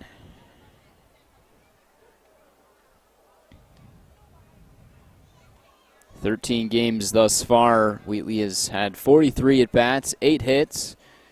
Does have 3 walks, 5 hit-by pitches, a .314 on-base percentage. Drops 1 down. Crispin fields and throws to first, getting Wheatley by several steps. The bunt attempt is unsuccessful for Eastside and results in the second out in the bottom half of the 5th inning.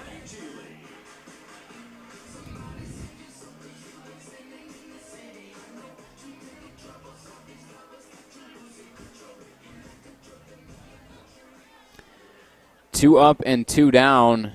Crispin sent down the Hoppers 1-2-3 in the second. He's looking to do it again here in the 5th. But not if Freddie Geely has anything to say about it. 1 for 2 in the game thus far. Geely kind of just stuck the bat out there last time, grounding one to Maselli, but it was enough to load up the bases and put Geely on first with the infield single. Of course, in that inning, the Hoppers unable to strike. They've left 5 on base through 4. 8 left on base through the first 4 innings for the Beavers, and then 2 more left on last inning. They've now left 10 on base. 2 teams that just can't find a way to get it done tonight. Good hitters count coming up for Geely. It's now 3-1.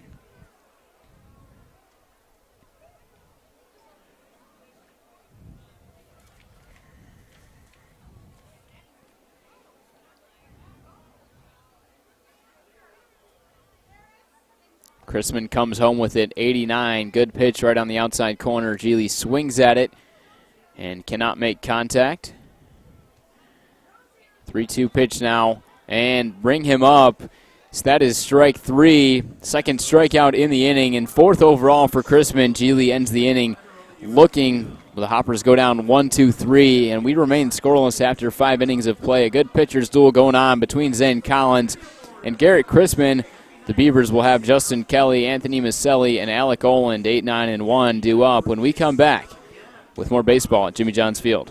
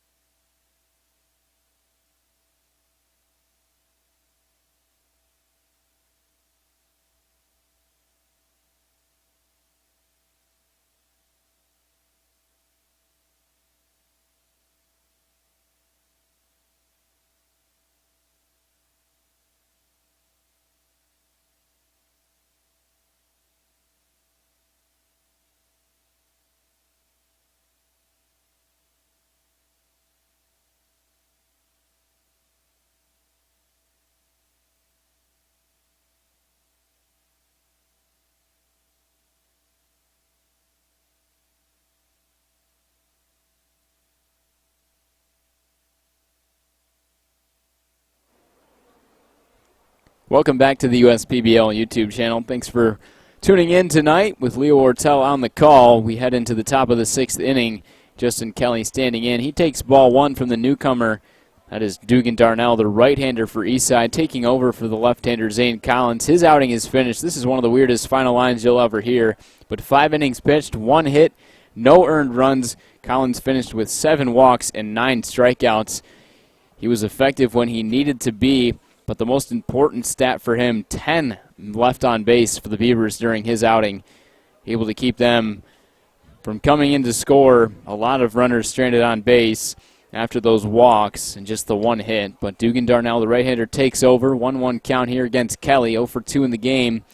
Kelly with a deep flyout into right was robbed of a home run by Luke Johnson earlier in the game, and then his last time around ended up striking out.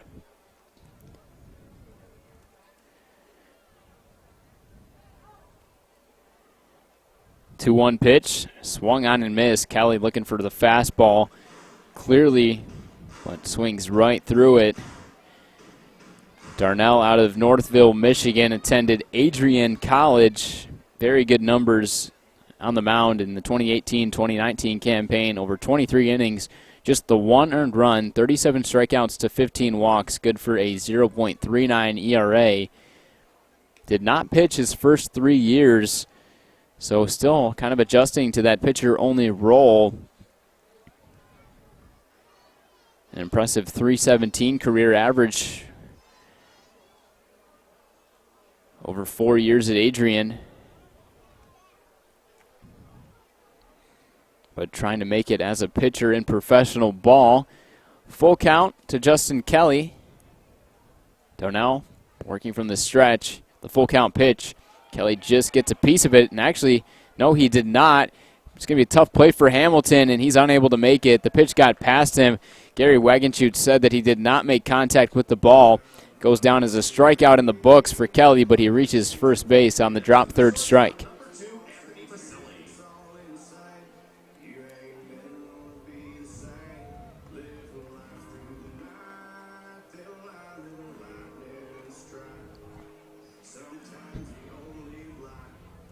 So Kelly reaches for the first time, and also for the first time since the second inning, the Beavers get their leadoff man on. Here comes Anthony Maselli. The first time he'll be facing off against a right-handed pitcher. Maselli drew 2 walks against the lefty Collins, 1 on 4 straight and 1 on a 3-2 count. Showing bunt, he pulls it back. The breaking ball is dropped in at just 65 miles per hour on the outer half.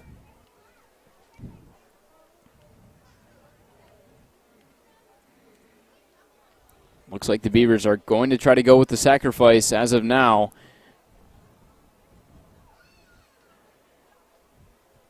Cole Perry is playing in at third. Anticipating the bunt, and also anticipating the bunt is Dugan Darnell throwing over to first. But back in the standing is Justin Kelly. It's going to have to be a pretty good bunt. Kelly does not have a lot of speed off of first. If Maselli's going to drop it down to try to advance him.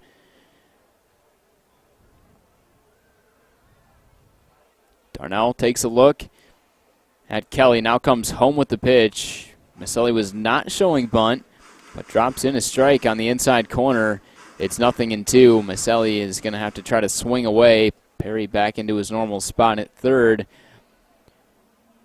Hoppers up the middle defensively in double play depth.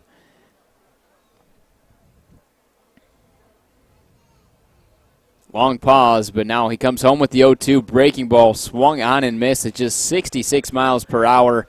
Dugan Darnell earns strikeout number 1 in this outing. Taking a look at the season numbers so far for Darnell, they've been excellent. A 0.87 ERA over 4 appearances. Darnell's actually made 2 starts in non-public games. We haven't seen him here on the USPBL YouTube channel starting, but 10 1/3, just the 1 earned run on 5 hits. Darnell has walked 8 and struck out 12, with opponents just hitting 143 against him. He's been very effective. 2 strikeouts so far, but just the 1 out. After the dropped third, Kelly reaches, but Maselli goes down, and we go back to the top of the lineup. Oland takes ball 1.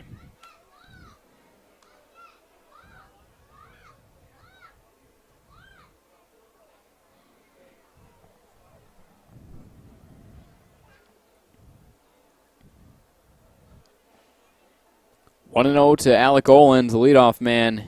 Reached base safely to begin this ball game with a walk. Since then, a strikeout and a flyout. 0 for 2 with the 1 reach. You can see again Darnell threw over to first to check on Kelly. I'm not guessing that Oland's going to try to drop down a bunt in this situation.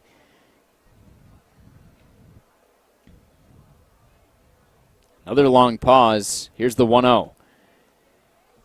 Fastball misses outside, in and out of the glove of Hamilton.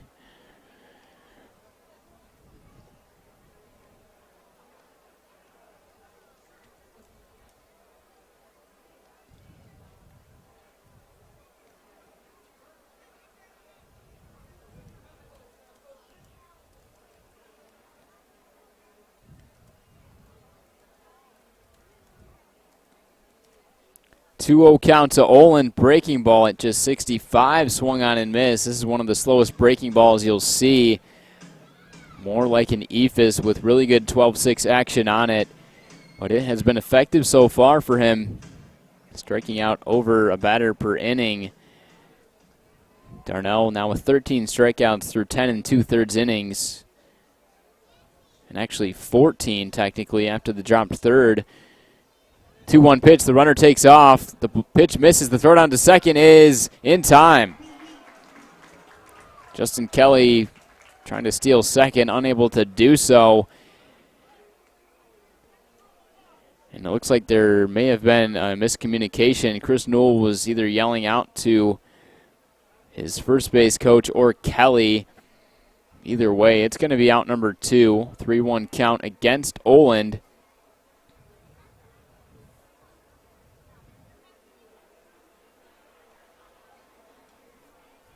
Looking for hit number 1. The Beavers have just 1 hit overall, and the pitch misses. Oland draws his second walk. First walk issued by Dugan Darnell. Oland will take the free pass down to first with 2 down. You never want to walk guys, but especially with no outs or 2 outs, something that we like to talk about a lot. And that is a 2-out walk. Could have been runners on first and second. Kind of a missed opportunity with the base running blunder. Chris Newell trying to get his guys going. Nick Campana will stand in for the 4th time. 0 for 3 in the game. 3 strikeouts for Campana, all against Zane Collins, who finished with 9. Looking for a better result this time.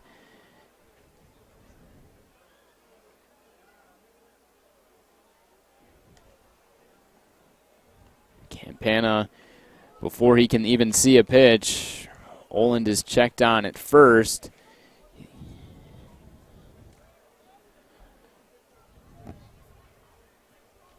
Oland is definitely one of the better base stealers, I should say, not only on the team but in the league. 6 for 8 this season, and actually he did steal a base earlier, I believe.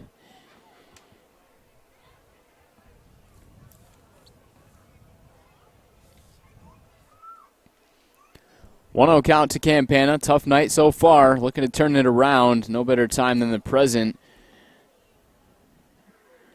Darnell deals in the breaking ball. Campana drives one deep out to left field at the wall. Is Ashante Wheatley in left, and the ball is foul by a considerable amount, drifting off to the left. Campana was looking for home run number 4 of the season, but could not get it. And we should point out those defensive changes with Pat Adams exiting the ball game. That is Ashante Wheatley in left field. But all the other position players staying the same for Eastside. Here's the 1-1 pitch, driven into shallow right field. Luke Johnson charging in, slides, and comes up and makes the catch. Another good play by Johnson, robs Campana of the single, and the Beavers strand their 11th runner of the game as we head into the bottom of the 6th. It's going to be the heart of the order doing it for the Hoppers to try to get something done in this scoreless game. It's going to be Luke Johnson, Riley Mahalik, and Zachary Gray when we come back on the USPBL YouTube channel.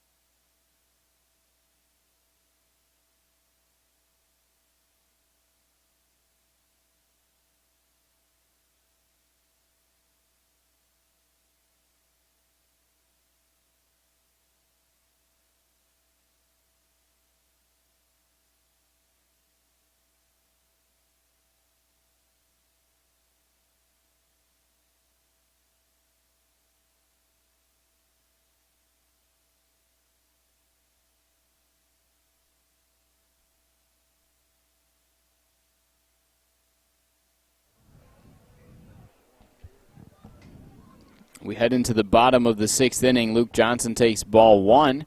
Garrett Chrisman is out for his 6th inning of work. Johnson taps one just fouled on the first base line, rolling foul at the last second before Chrisman could pick up the ball. In the game thus far, Johnson is 0 for 2 with a fly out into left center field, accompanied by a strikeout swinging in the 3rd. Chrisman thus far has the 5 hits given up, no runs, total of 4 strikeouts and no walks. Looking sharp so far. The Beavers were sent down, or I should say the Hoppers were sent down in order 1, 2, 3 in the 5th. This ball is grounded to the shortstop. Maselli makes the play, throws to Haffey, completes the easy out number 1. Next up, the designated hitter number 3, Riley Mahalik.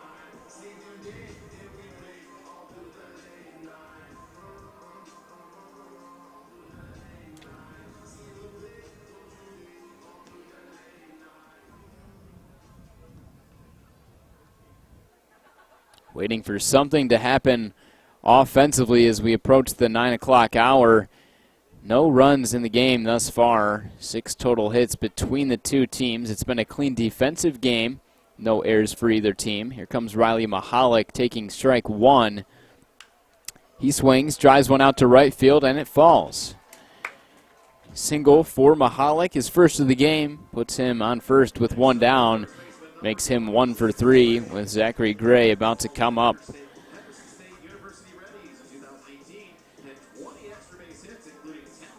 Two flyouts into center field for Gray so far. He's had some really good swings.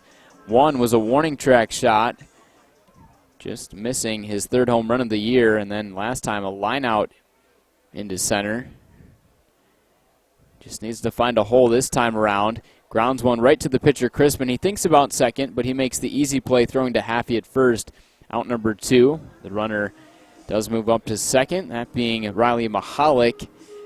But that is the second out. We'll see Cole Perry see what he can do. His 3rd time around in the game, 1 for 2 with an infield single his last time up.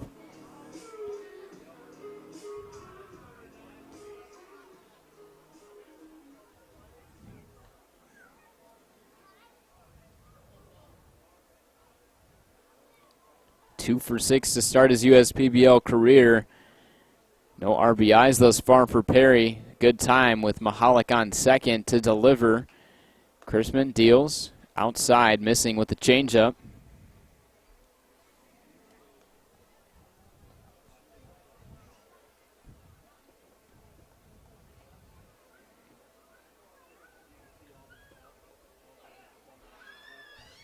One-0 pitch, grounded to the left side and foul just by a few inches with Ward fielding.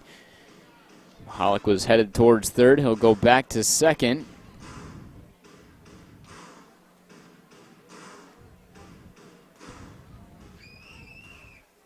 Bottom 2 teams in the league. The Hoppers, the only team below 500 at 15-26 coming in. The Beavers are 2 games above 500 at 21-19.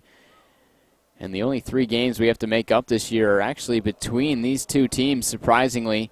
1 game currently sitting in the 8th inning, 1 is in the 9th inning, and then 1 will have to be completely made up. If you didn't tune in on Sunday, it was quite the monsoon here at Jimmy John's Field with the rain coming down, only lasting about 10 to 15 minutes, but completely drenched the field for our first rain out of the year. In this already tightly packed schedule, these 2 teams will have to make up that full game at some point before the playoffs get underway.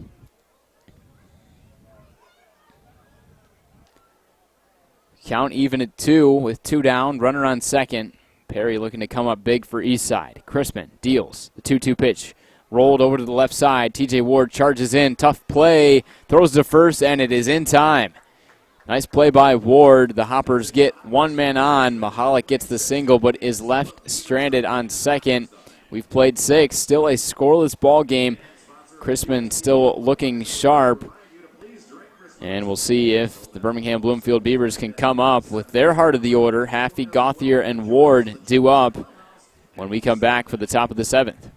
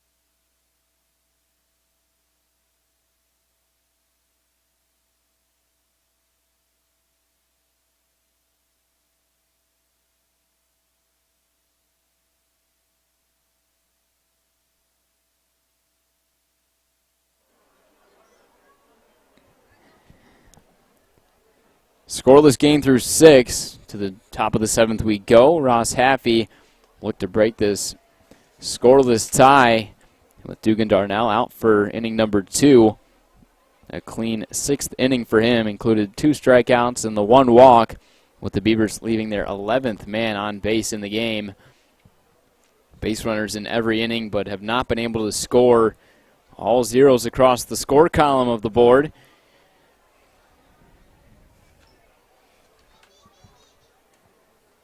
One count here to the big man Haffey, first baseman for the Beavers. Some of the best numbers coming in of any player in the league. Batting average just under 300, 9 home runs after his solo shot last night into the left center field part over the wall of the stadium. Haffey also with 34 runs batted in, good for second. Best slugging percentage at .563.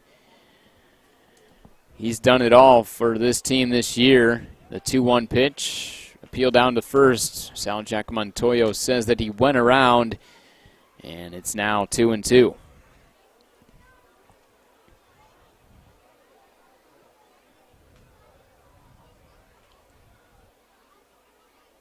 In the game, Haffey is 1 for 3, but does have 2 strikeouts. Darnell would like to get him for a 3rd time. Fastball just misses off the plate on the outer half, and we've got ourselves a full count.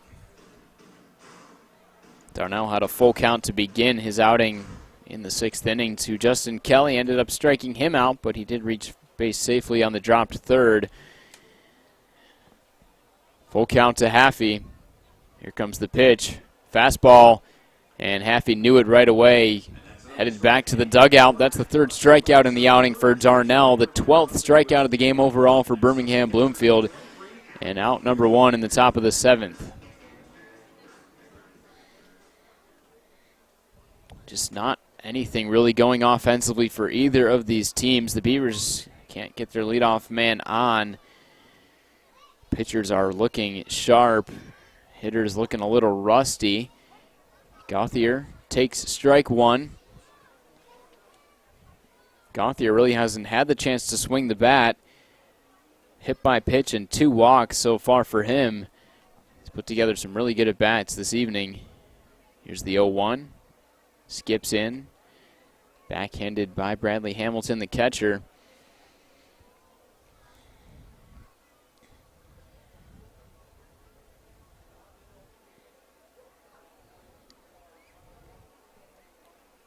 One pitch, breaking ball hits the outside corner.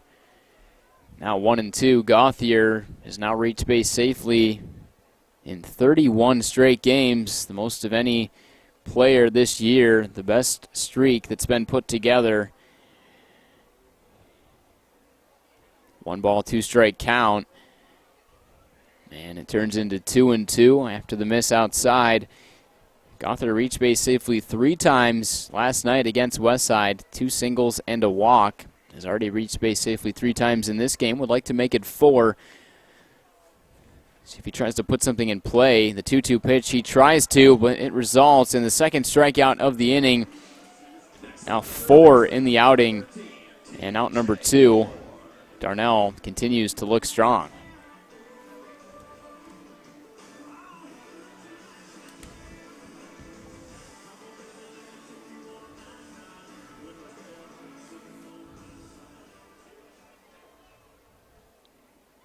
Two up, 2 down, both via the strikeout. Here comes TJ Ward to try to start something with 2 outs. 0 for 2 in the game for Ward. A couple flyouts into center field accompanied by the hit by pitch in the 3rd. Ward takes strike 1. Coming off an 0 for 4 performance last night. Ward now 0 for his last 6 with the hit by pitch. 0-1. Skied into right field. Luke Johnson's going to have a long run. He's under it now, and he makes the catch with a little bit of time to spare. But the Birmingham Bloomfield Beavers go down 1-2-3 once again. We'll head into the bottom of the 7th, 7, 8, and 9 coming up for the Hoppers. Hamilton, Guida, and Broussard. We'll be right back with more baseball coming up at Jimmy John's Field as we head into stretch time.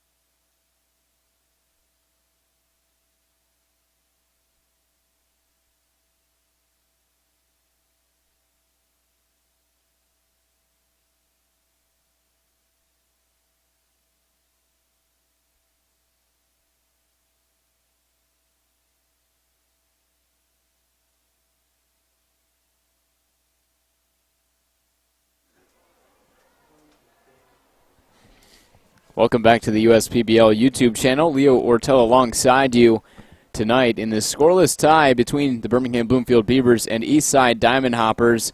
Bradley Hamilton leads off against the newcomer Chris Crosby. The outing is finished for Garrett Crispin, and it was a good one indeed. 6 innings pitched, 6 hits, no earned runs, no walks, and 4 strikeouts. Unfortunately, will not be a factor in the decision of this ball game, and either will the Eastside starter Zane Collins, who went scoreless through 5. Neither starting pitcher will pick up a win or a loss. It'll be a relief pitcher from either side being factors in the decision. Quickly down 0-2 is Hamilton, and he takes, it's now 1-2. The numbers have been excellent for Crosby so far this season. Taking a look at the numbers for him right now. But before that, here comes the 1-2 pitch. Breaking ball rings up Hamilton. He goes down looking. Strikeout number 1. The first batter that Crosby faces is retired. Crosby in 6 2/3 over 2 appearances has only given up to 5 hits, no earned runs, only 1 walk to 8 strikeouts. He's looked really good, pitching in some long relief roles so far, and maybe asked to go more than 1 inning for Birmingham Bloomfield tonight. They've got 4 games this week, 1 game, of course, being played last night, this being the second, and 2 more to go. They used quite a few relief pitchers last night against the Westside Woolly Mammoths, and Crosby could be stretched out into a long relief role with Miles Robertson, Ryan Dorney, Dylan Collette all being used out of the pen yesterday. A lot more baseball to be played for Birmingham Bloomfield. In the meantime, Guida grounds one to Wiley. He makes the play, but the throw is wild. It hits off the dugout down the first base line, and reaching second is Guida, reaching on the throwing error, E5. It was a tough play that Wiley had to rush, but rushed it a little bit too much. And instead of out number 2, puts a runner on second for the Diamond Hoppers.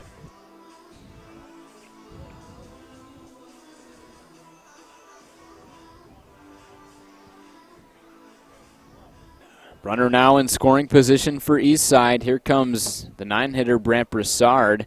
1 for 2 in the game so far. Broussard did go down swinging to begin the 5th, but singled in the 3rd. First pitch, breaking ball misses high. Easy take for the former LSU Tiger.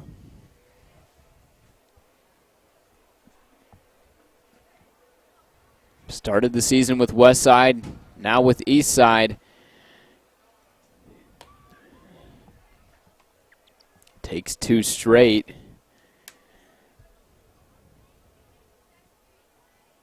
Talked to Broussard last week at the USPBL media desk. Kind of asked him, going from first place team in Westside all the way down to the 4th place team in Eastside, obviously be a little bit frustrating, but Broussard was kind of just thankful, obviously, for the opportunity to play in professional baseball, but just to play every day. And he hasn't been playing every day with the Hoppers, but he is getting more chances with a Westside order that is stacked. Broussard has a lot more opportunity with the Eastside, and still, like I've been talking about, they've got a chance at the championship. Every team does in the USPBL. But in this plate appearance, Broussard earns the walk on 4 straight. Crosby, who had walked just 1 batter through 6 2/3, walks the second batter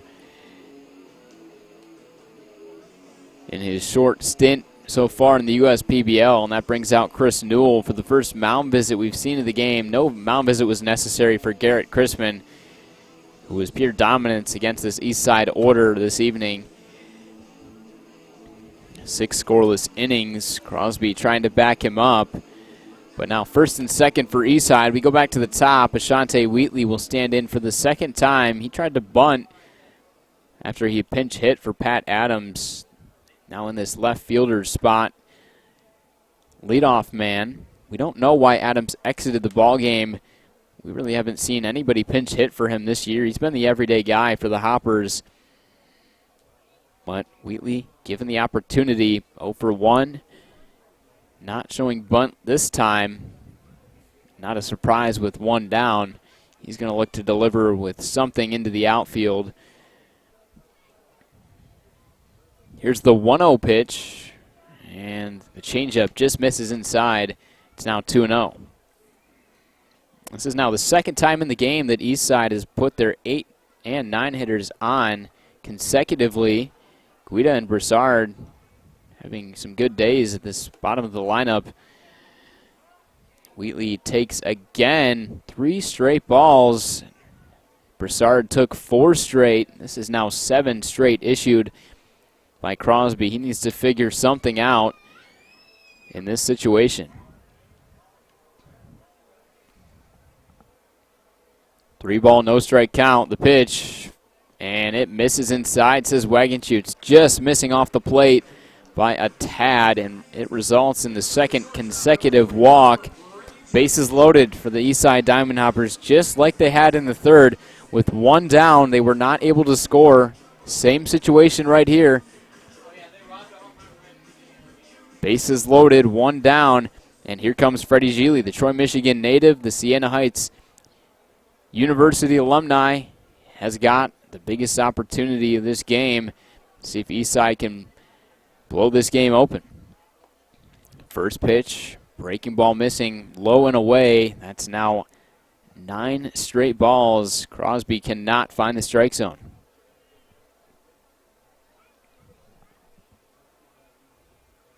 He comes home with it again. Gili taps it foul.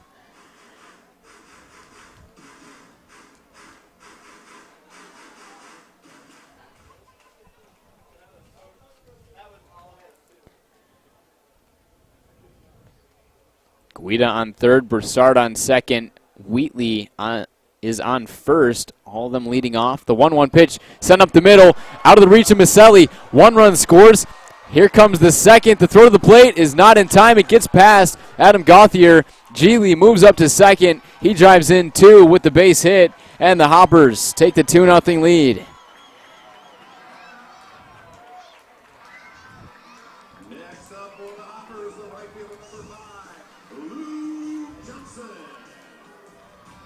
Guida scores, Broussard scores, Gili delivers the 1-out single to score 2. And with the wild throw getting past Adam Gauthier, he's now standing on second. Still a good chance for Eastside to strike second and third. And here comes Luke Johnson. Johnson 0 for 3 in the game. He was part of that third inning with the bases loaded and 1 down. They could not get it done. Johnson struck out swinging. First run surrendered of the USPBL career by Chris Crosby. The Hoppers looking for more after the 2-run single, and looks like they're going to put Luke Johnson on first.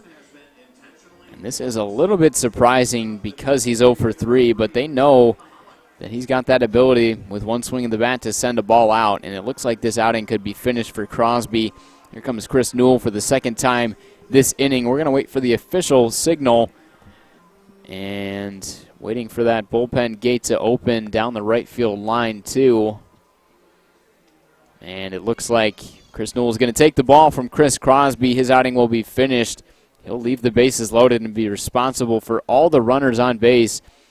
And we're going to see who comes in. It looks like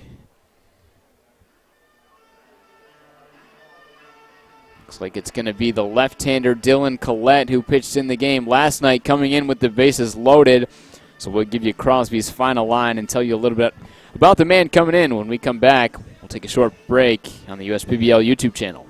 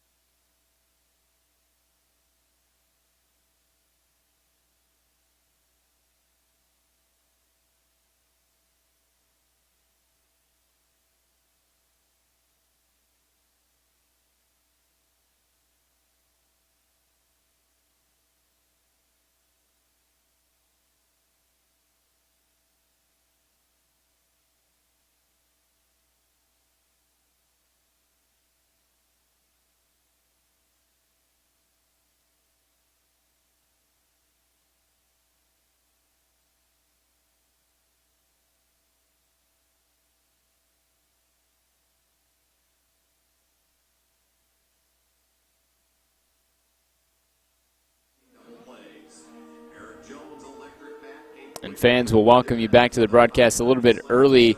If you didn't hear, it was officially announced last night at Jimmy John's Field that 2 more players have moved on to play in affiliated ball, teams in the minor league parts of affiliated major league teams.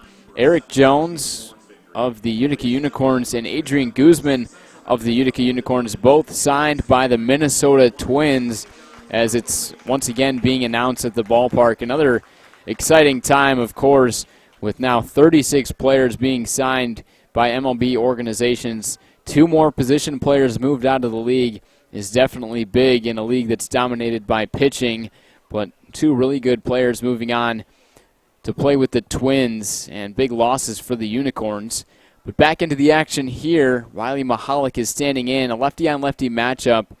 After the intentional walk ends the outing for Chris Crosby, Dylan Collette takes over and deals ball 1.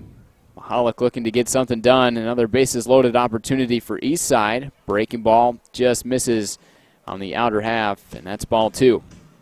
Collette has had an even better second season in the USPBL, putting up a .266 ERA over 40 2/3. He's given up the 12 earned runs and has 9 walks to 24 strikeouts.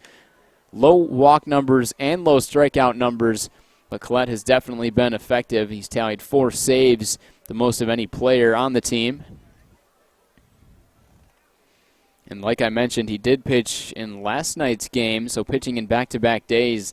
This is going to be a bullpen that's going to be used quite a bit. It was a scoreless frame for Collette, just the 1 hit, no walks and no strikeouts last night when he pitched the final inning, the 8th, against the Woolly Mammoths, the home team in the game, who obviously did not bat in the 9th, winning it after technically 8.5 innings, but 2-2 count. Mahalik looking for hit number 2 after singling his last time. Grounds one to the right side to Wiley. He makes the play, flips to second for 1. The relay to first is not in time. Ashante Wheatley scores from third. It was a very slow transfer in and out of the glove for Wiley on the ground ball, and that's why they were not able to turn 2. It results in the 3rd run of the game. Mahalik getting credit for the RBI, and that is the 2nd out, but still 1st and 3rd for Eastside.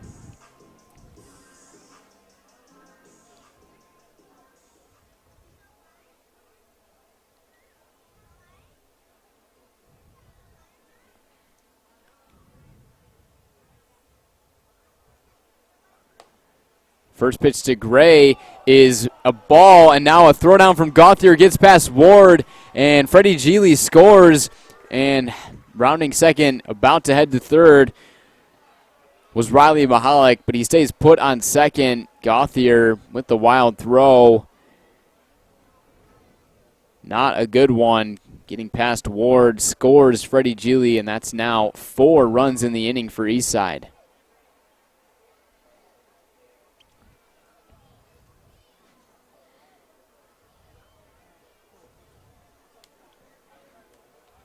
Runner on second.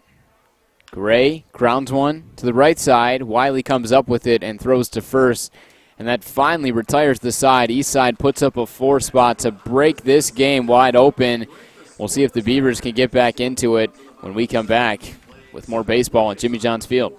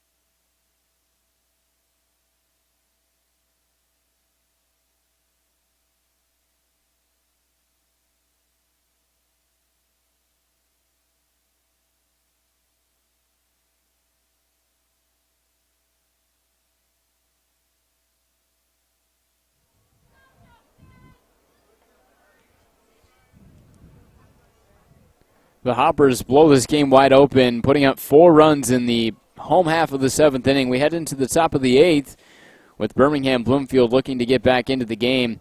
Justin Wiley was due up, but Don Ordonez is going to come off the bench to pinch hit. Wiley finishes 0 for 1 with 2 walks in the game. Ordonez hit a pinch hit home run late in the game last week, so he has succeeded in this role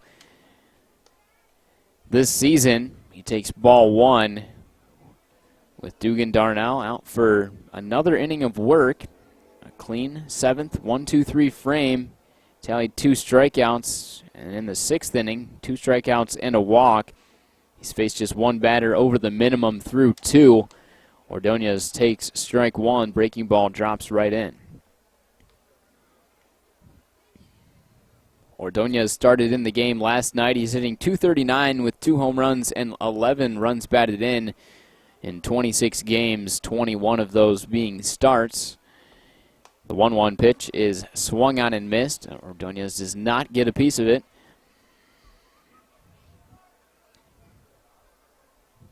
But just looking to get on base here, Ordonez does have the .363 on base percentage, 10 walks, and a total of 79 plate appearances for him.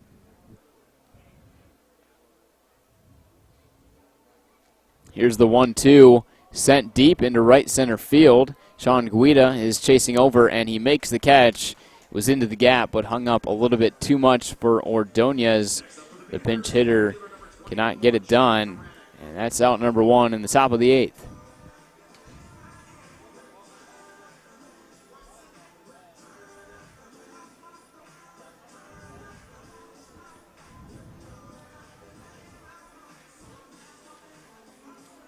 One up and one down. Here comes Jack Haranek. 0 for 3 in the game. Haranek is looking to extend his 18-game on-base streak in the game so far. 2 strikeouts accompanied by a ground-out right back to Zane Collins, which finished his outing. Once again, he goes 5 innings with the 1 hit, no runs, 7 walks, and 9 strikeouts. Collins was wild but effective. It worked. First pitch, Haranek swings through it, 85, and he can't catch up to it. And with the first runs being scored last inning, currently Dugan Darnell is in line for the win. It would be his first USPBL win. 0-1 pitch, pretty much the same one, just 1 mile per hour harder at 86, and Haranek still can't catch up to it. He's down 0-2. First time he's facing off against a righty.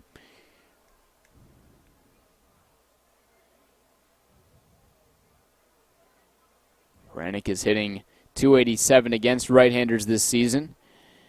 Swung on, popped into the infield. Who's it going to be? Looks like Geely's calling for it at shortstop. Under it and makes the catch. 2 up and 2 down.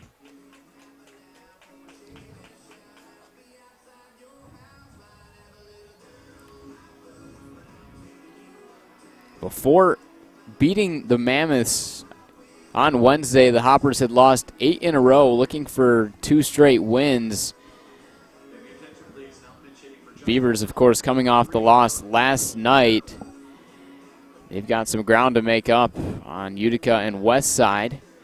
And it looks like we're going to see another pinch hitter in this inning. Pinch hitting for Justin Kelly is going to be Doug Trimble, who has started most games for Birmingham Bloomfield since coming into the league. Trimble played in the game last night, finishing 0 for 3 with 2 strikeouts when he started in right field.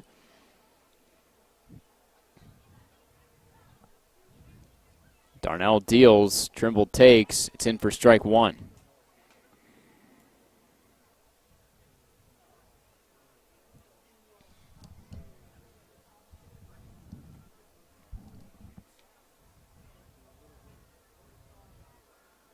Here's the 0-1 pitch. Breaking ball, skips in. Backhanded by Bradley Hamilton, the catcher. Results in ball 1 of the at-bat. Trimble has struggled since entering the league, hitting just .158, 3 total hits for him. There were a total of 19 at-bats. Swing and a miss at 66. There's that devastating 12-6 curveball from Darnell that he pulls out once in a while, really throwing off the timing. Go from 89, 90 on his fastball all the way down into the low to mid 60s with the breaking ball. You better be guessing at that point. Here's the 1-2. Fastball at 88. Just misses up and away. Trimble with a good take. Evens the count back at 2.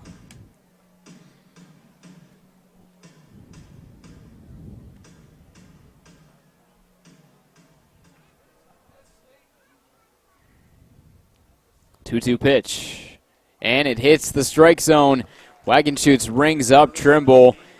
A couple pinch hitters not able to get the job done in the inning, and the Beavers go down 1-2-3 in the top of the 8th. We'll head into the bottom of the 8th. It'll be Cole Perry, Bradley Hamilton, and Sean Guida, 6, 7, and 8 coming up for the Eastside Diamond Hoppers. We'll be right back with more baseball coming up on the USPBL YouTube channel.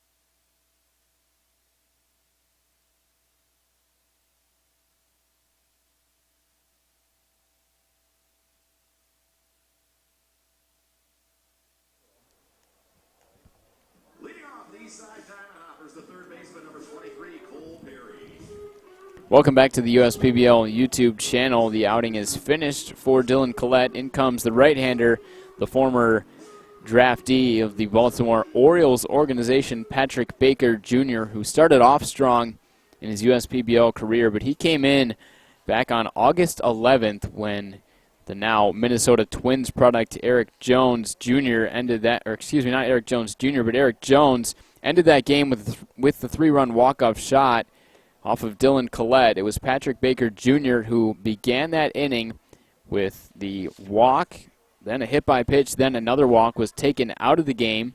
Dylan Collette came in, gave up a ground-out RBI to Coley Curry, but Eric Jones capped that Sunday game off with the 3-run walk-off home run.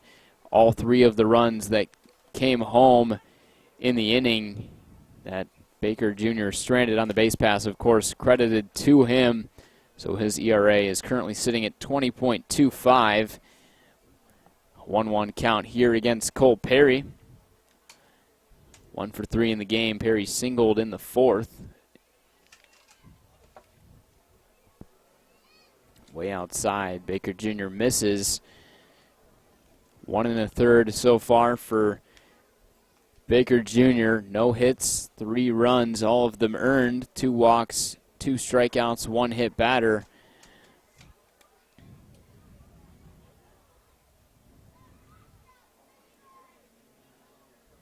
Native out of Fairfax, Virginia. He deals at 94. We know he's got good velocity, but the control has definitely been an issue for him. Put up pretty good numbers in the Baltimore Orioles organization, but was dealing with some injury problems and ended up getting released in October of 2018. 3-1 pitch taken by Perry, but it hits the outside corner at 91. Full count. 3.71 career ERA over 3 teams in a span of 4 years. Patrick Baker Jr. currently 26 years old.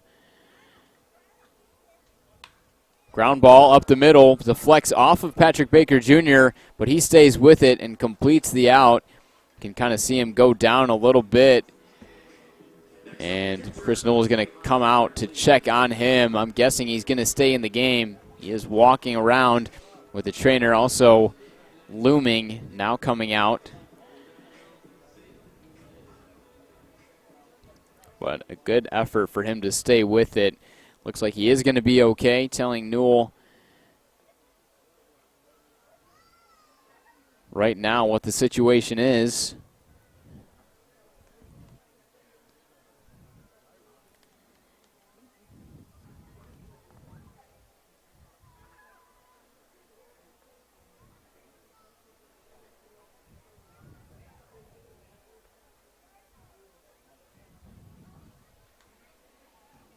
And now the trainer is checking on Patrick, making sure everything's okay. It looked like it hit off of his right leg.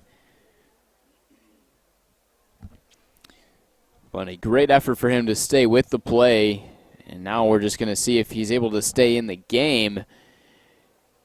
Right-hander currently getting loose in the Birmingham Bloomfield pen in case. I'm guessing he's going to toss a few warm-up pitches, and it looks like right now he's going to, with Gauthier going back to the catcher position.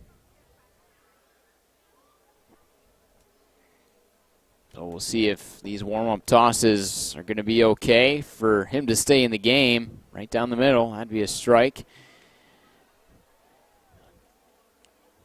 He'll throw another.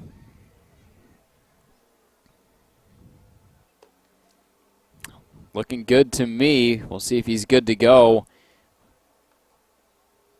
And now talking to Chris Newell one more time. Newell gives him a pat on the back, and he's going to stay in the game. So good news for the Beavers, who I mentioned are already kind of short-staffed this week just because of how many games that they're playing. 4 games this week. They've got a couple more to play. Already the one last night, the one tonight. They'll be back in action against the Utica Unicorns on Saturday, and then also on Sunday against Westside. One of the busiest schedules of any team this week. Hamilton now standing in for his 4th time at bat. He takes ball 1 way outside. Didn't look quite as good as the warm-up tosses did. 0 for 3 in the game for Hamilton. Ground out to, or excuse me, a pop out to short, a pop out to second, and then a strikeout. Hitting just 174 in 8 games. The Kent State University alum still looking to adjust his game into professional baseball. He started off with a couple hits in his first few at-bats, but has slowed down since. Here's the 2-0. Swung on and missed, 93 on the outside corner, devastating for Hamilton. That is strike number 1 in the at-bat. I mentioned a couple other games this week for the Beavers. They won't be in action tomorrow night. It'll be Suicide Prevention Awareness Night. And then, of course, a Friday Fireworks Spectacular presented by Metro by T-Mobile. It'll be Eastside back in action against the Utica Unicorns. On Saturday, Beavers against Unicorns on Detroit Pistons night. That'll be a pretty cool promotion with the Pistons season coming up. A pretty good promotion with the Pistons entertainment teams coming in. The Pistons dancers, drumline, and extreme dunk team will be performing before and during the game, actually. And in the meantime, Hamilton goes down on strikes. And Patrick Baker Jr. has come in and gotten 2 outs in a row. See if Sean Guida can continue the inning for the Hoppers. And then our final game of the week will be on Sunday with the Minions in attendance, presented by Fairy Tale Entertainment. Westside taking on Birmingham Bloomfield. 3 more games this week,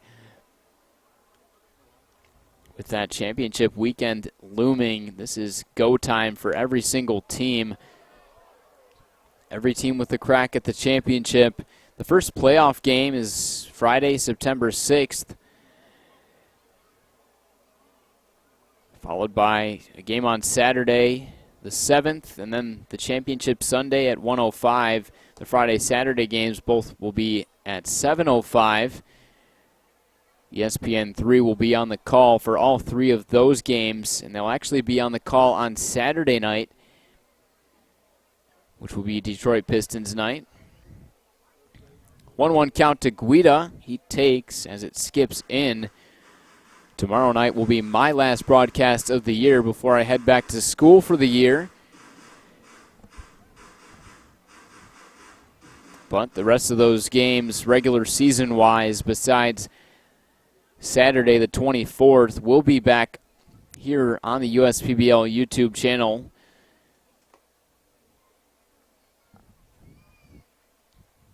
So we will be covering most of the rest of the season, besides the playoffs, besides the Saturday game.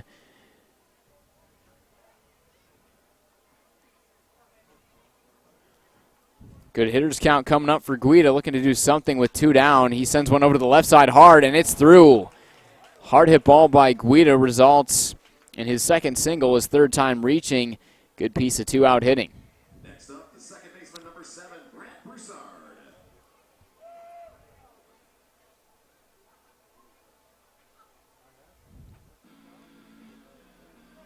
2 for 4 game for Guida, his first multi-hit game. Here comes Brant Broussard looking for a multi-hit game. He's reached base safely twice, once with a single and once on 4 straight pitches with the walk in the 7th. These 8-9 hitters have produced very well for Eastside tonight. And a big part of that 7th inning, Guida reached base on the air, and then Broussard drew the walk, both of them ending up scoring in that 4-run 7th. That's been all she's wrote in the game. There was only 1 hit in the inning. Hamilton began the 7th with the strikeout. Guida reaches on the E5. Broussard walks. Wheatley walks. Geely with a 2-run single. Then Johnson was intentionally walked. Riley Mahalik drove in a run on the RBI groundout. And then on the wild throw from Gauthier, Geely was able to score from third as he got past the third baseman Ward. A very odd inning, one that I'm sure Birmingham Bloomfield and Chris Newell wish they could have back. But you got to move on. Birmingham Bloomfield trying to keep it a 4-0 game. It's up to Patrick Baker and the defense to keep it that way. They'll have one more crack at it with the bats coming up in the top of the 9th. But 2-2 here against Broussard.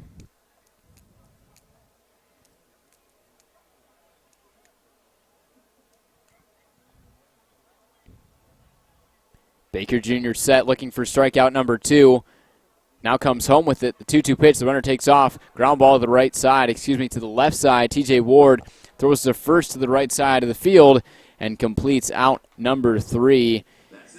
Patrick Baker Jr. strands 1 after giving up the single with 2 down to Guida. We head into the top of the 9th. Last chance for the Beavers. It's going to be Anthony Maselli, Alec Oland, and Nick Campana. 9, 1, and 2 coming up when we come back on the USPBL YouTube channel.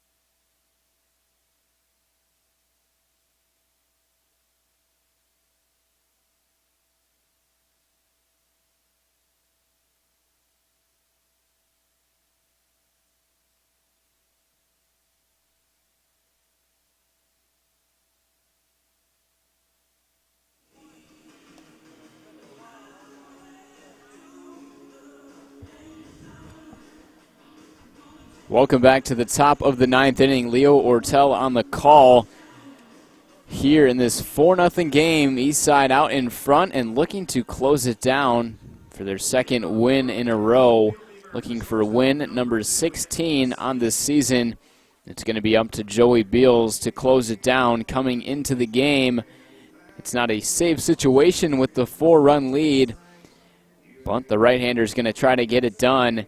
Beals has put up a .350 earned run average and 3 saves over 18 innings this year. Just the 7 earned runs and 8 walks to 25 strikeouts. In my opinion, one of the most underrated pitchers in this league. I'm impressed every time that Beals comes out just by his mechanics and his stuff. There's that good fastball right at 92. You combine that fastball with the good movement on his off-speed pitches, and this is one of the best relief pitchers in this league. 0-1 count to Maselli, trying to get something going for Birmingham Bloomfield. They've got just 1 hit through the first 8 frames, and that was against Zane Collins, who went 5, giving up just that 1 hit, walking 7 and striking out 9. Dugan Darnell ended up going 3 scoreless with no hits against him, 1 walk and 5 strikeouts. A very solid outing for him, puts him in line for his first USPBL win.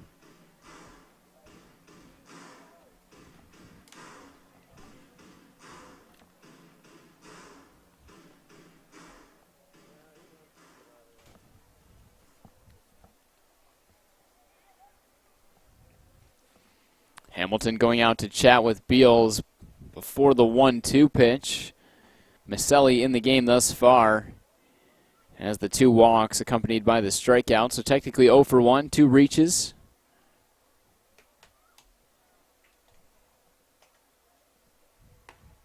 And swung on and missed. Beals gets strikeout number 1. The first batter that he faces, Maselli, goes down on strikes for the second time. And that is the 15th strikeout for Eastside's pitching staff tonight. 9 for Collins, 5 for Darnell. Strikeout number 1 for Beals.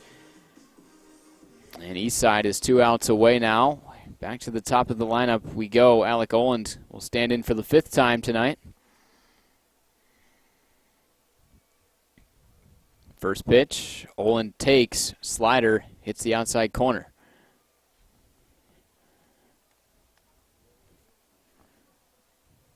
Some fans have stuck around to watch the completion on this Thursday night for baseball. Law Enforcement Appreciation Night, of course. A lot of festivities pregame honoring those who serve in our local community in the Utica and surrounding areas.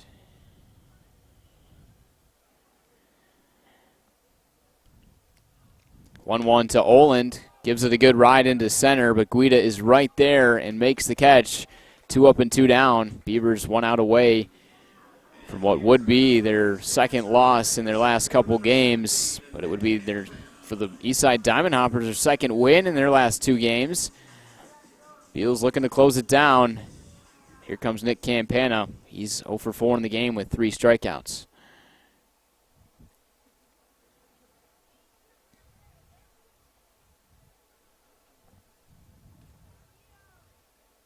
Beals from the windup. Third baseman Perry playing in. The 93-mile-an-hour fastball misses the zone.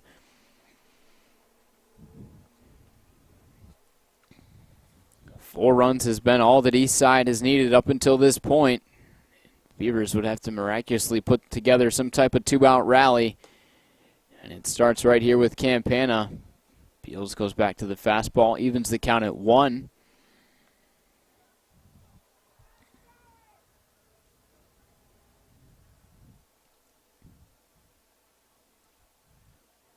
Here comes the 1-1 pitch. Breaking ball just misses off the plate. No runs on 1 hit, 2 errors for the Beavers. The Hoppers with 4 runs on 8 hits, no errors for them. It's been a clean ball game for them. Oh, hot shot right up the middle. And thankfully for Joey Beals, just ducks out of the way in time. That's one of those nightmare situations as a pitcher. You better be ready on the mound, and it's a good thing Beals was. Campana gets on with the 2-out single. First time that he has reached base safely in this game.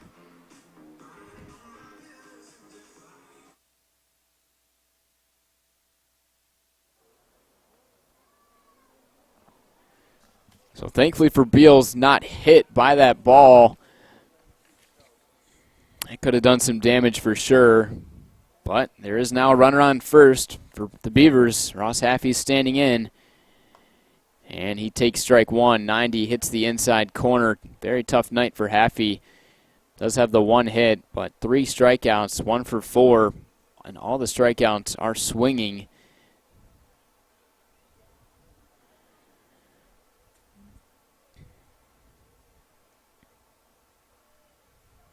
Beals deals, 92. Haffey swings through it, and the Beavers now down to their final strike.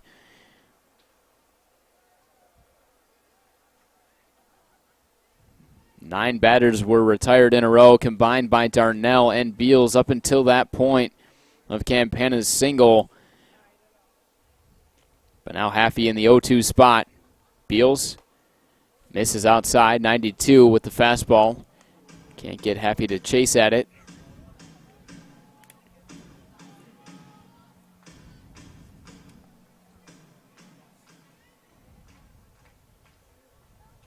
Hopper's looking to gain some momentum, and this would be a big win for him right here. Here's the 1-2. Swung on, and Haffey just gets a piece of it to stay alive.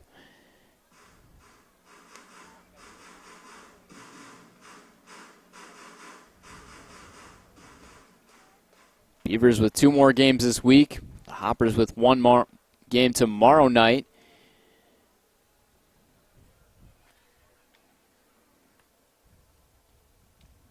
One-two pitch. Haffey gives it a ride into center. Chasing in is Guida, and he makes the catch, and this ball game is over. The Hoppers, for the second game in a row, shut out a team in the league. They shut out the Mammoths on Wednesday 3-0, and tonight against the Beavers, a 4-0 shutout. The Hoppers, the worst team in the league coming in their last 2 games, have shut out the 2 best offensive teams with the pitching staffs getting it done. Zane Collins goes the strong 5 innings, giving up just the 1 hit, no earned runs, walking 7, and striking out 9. He will pick up Player of the Game honors. Doesn't earn the win. The win goes to Dugan Darnell. It will be his first USPBL victory. He goes 3 strong, no hits, no earned runs, 1 walk, and a total of 5 strikeouts. And Beals close it down, doesn't get the save, but it was a really tough day at the plate for the Birmingham Bloomfield Beavers. 15 strikeouts. They did earn a total of 8 walks, but just 1 hit.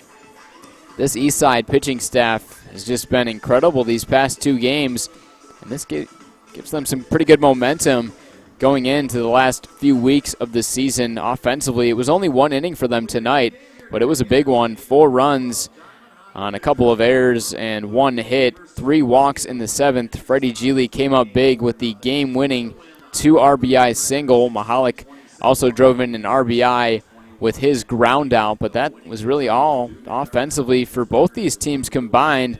Once again, it's Zane Collins picking up the USPBL game honors with our in-game host, Matt Derry, about to interview him on the field. And actually, it looks like Player of the Game is going to go to Freddie Geely. At first, it was supposed to go to Zane Collins, but with a good offensive day for Freddie Geely, he finishes the game 2 for 4 with 2 singles and 2 RBIs. The game-winning hit was all that mattered offensively for the Hoppers tonight as they win by a final of 4-0. The loss will be handed to the man who was pitching in that 7th inning, Chris Crosby of the Birmingham Bloomfield Beavers. And we'll get into the last few games of the week. Once again, back in action tomorrow night will be Eastside against Utica. In that division showdown, it'll be Suicide Prevention Awareness Night and Fireworks Spectacular on that Friday game presented by Metro by T-Mobile, 7:05 p.m. start. Back here on the USPBL YouTube channel.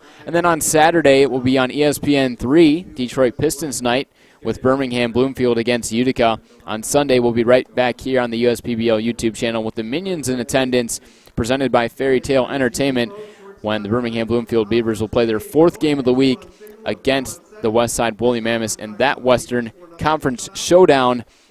But we are all said and done tonight at Jimmy John's Field with Dugan Darnell picking up the win, Chris Crosby picking up the loss. The Hoppers pick up victory number 16, moving to 16-26, with the Beavers moving to 21-20.